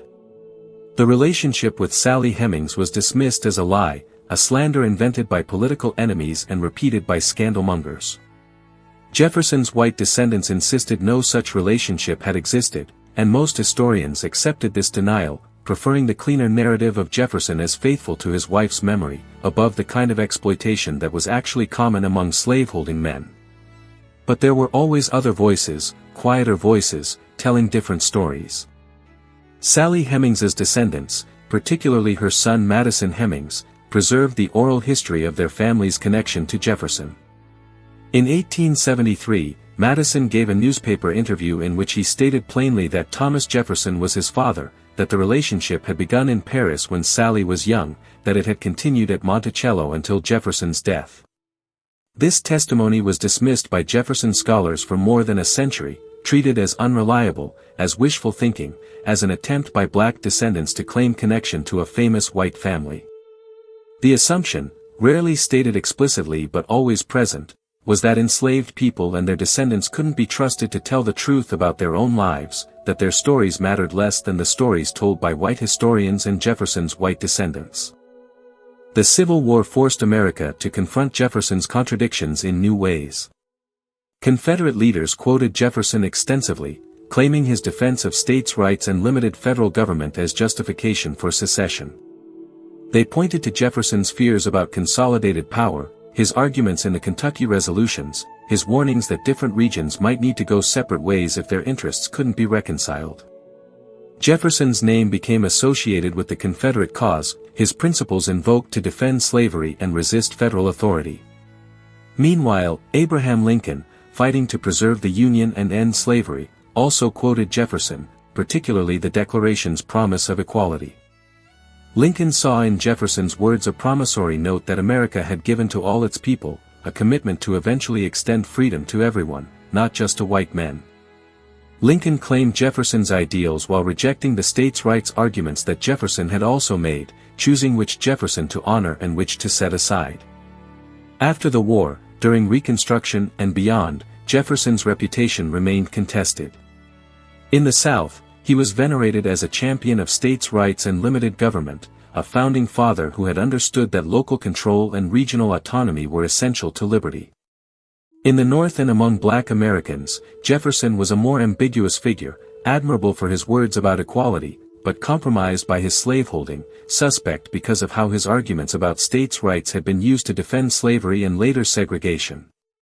W.E.B. Du Bois, the great black scholar and activist, wrote about Jefferson with a mixture of respect and bitterness, acknowledging his intellectual brilliance while condemning his moral failure, pointing out that Jefferson had the power to free his slaves and chose not to, that his beautiful words about liberty rang hollow when spoken by a man who held human beings in bondage. The 20th century brought new scholarship and new debates. As historians gained access to more documents, as methods of historical research became more sophisticated, the picture of Jefferson grew more complex and more troubling. Evidence emerged that challenged the sanitized version of Jefferson as a pure philosopher-statesman above partisan politics. He had been deeply involved in the ugly side of early American politics, had funded opposition newspapers that printed vicious attacks on his enemies, had been willing to use power in ways that contradicted his stated principles. His use of the Alien and Sedition Acts crisis to build political opposition, his enforcement of the embargo with federal power, his willingness to exceed constitutional limits when it suited his purposes, all of this came into clearer focus, revealing a man who was as much politician as philosopher, as capable of expediency as of principle. And then came the DNA evidence. In 1998, genetic testing of Jefferson's descendants and Hemings' descendants confirmed with high probability that Thomas Jefferson had fathered at least one of Sally Hemings's children, and likely all of them. The oral history that Madison Hemings had told, that Jefferson's white descendants had denied for generations, that most historians had dismissed as unreliable, it was true. The relationship that had been called impossible, slanderous, beneath consideration, had actually happened. Jefferson had held Sally Hemings in slavery and had children with her, children he never publicly acknowledged, children who grew up enslaved in their father's house, children whose very existence revealed the profound moral rot at the heart of Jefferson's life and the society he helped build. The DNA evidence forced a reckoning. Historians who had defended Jefferson's honor were proven wrong. Descendants who had insisted their ancestor could not have done such a thing had to confront uncomfortable truths.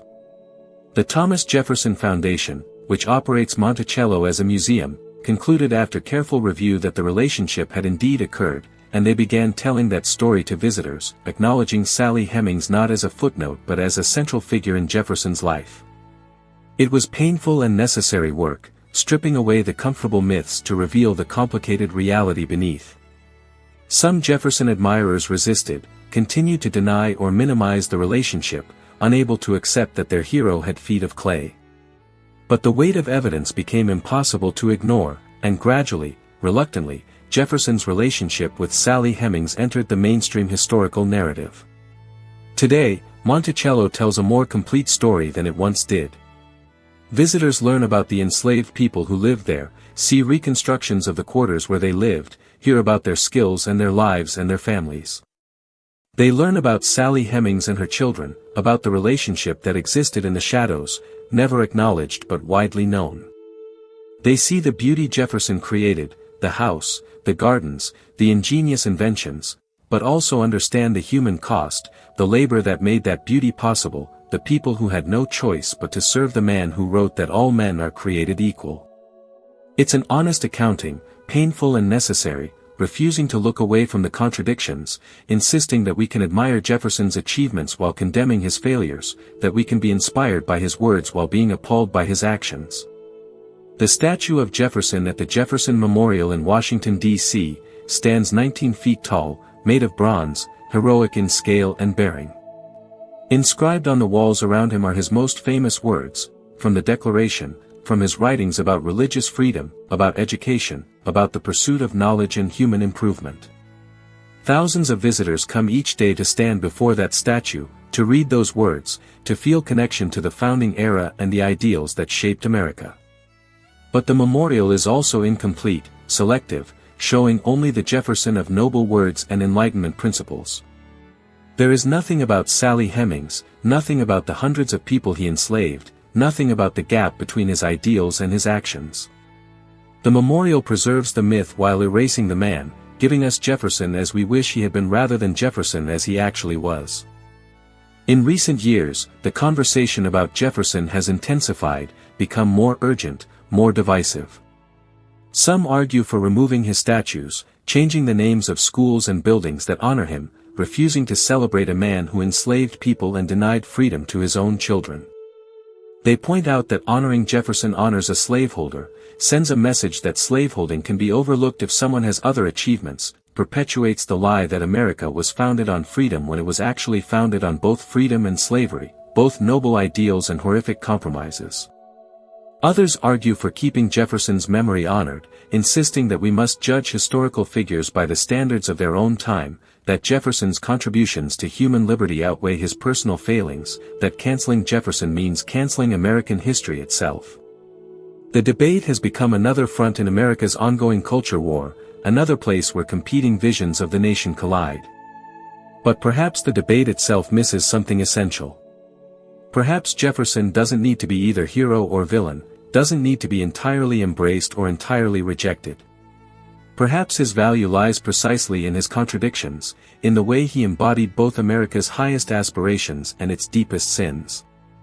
To study Jefferson honestly is to study America honestly, to see the beauty and the ugliness together, to understand that the same society could produce the Declaration of Independence and chattel slavery, that the same man could write movingly about human equality and hold human beings as property.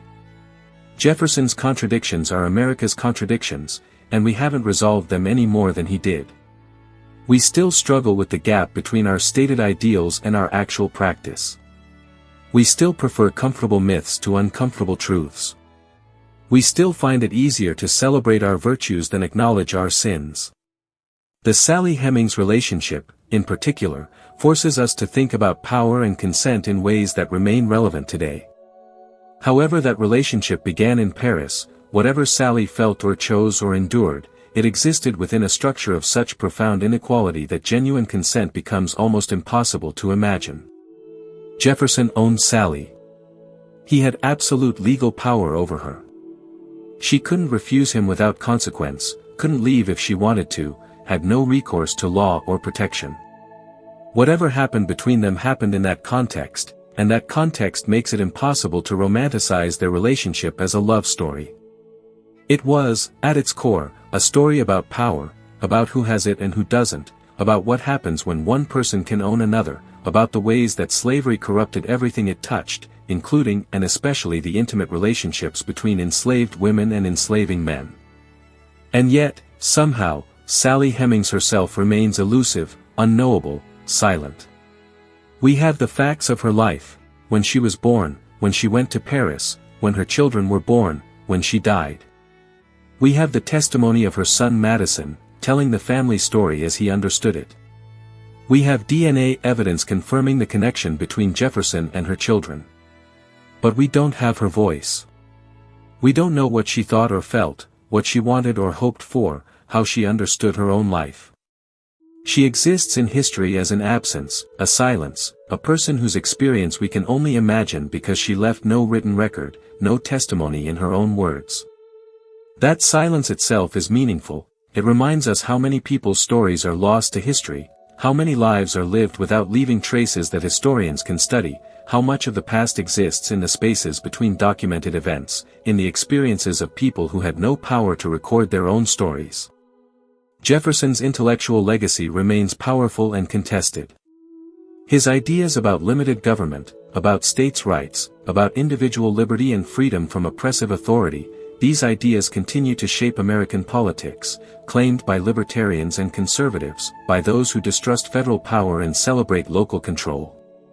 But Jefferson's ideas have also been claimed by progressives who point to his commitment to public education, his belief that government should promote the general welfare, his vision of a society where opportunity is widely shared and power isn't concentrated in the hands of a wealthy elite. Different people read Jefferson differently, find in his voluminous writing support for their own political positions, quote him as authority for contradictory policies. He wrote so much, over such a long life, that almost anyone can find a Jefferson quote that supports what they already believe. The University of Virginia, Jefferson's proudest achievement, continues to grapple with his legacy and the institution's history. In 2017, white supremacists marched through campus carrying torches, chanting racist slogans, claiming Jefferson as their own, arguing that he would have supported their vision of a white America. Students and faculty were horrified, forced to confront how Jefferson's ideas about race and his fears about racial mixing could be weaponized by modern racists. The university responded by telling a fuller history, acknowledging the enslaved workers who built the campus, honoring their memory, trying to create a more inclusive institution that lives up to Jefferson's ideals about education even while rejecting his racist beliefs.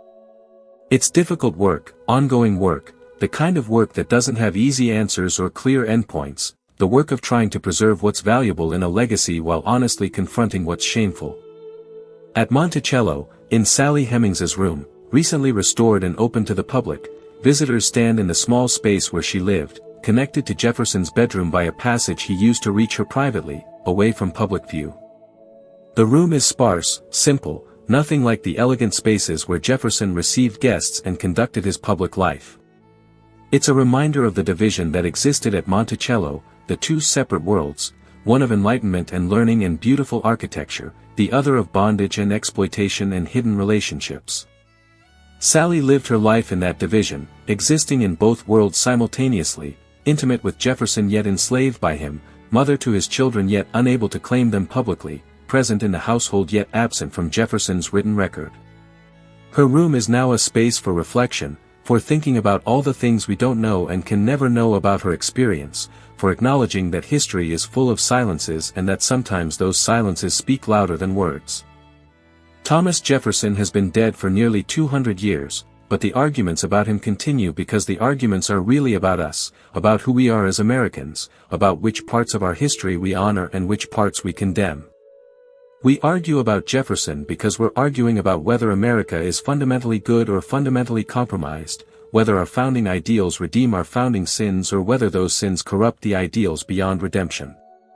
We argue about whether progress is possible, whether a nation born in slavery can ever fully overcome that birth defect, whether words about equality can ever mean anything when spoken by slaveholders.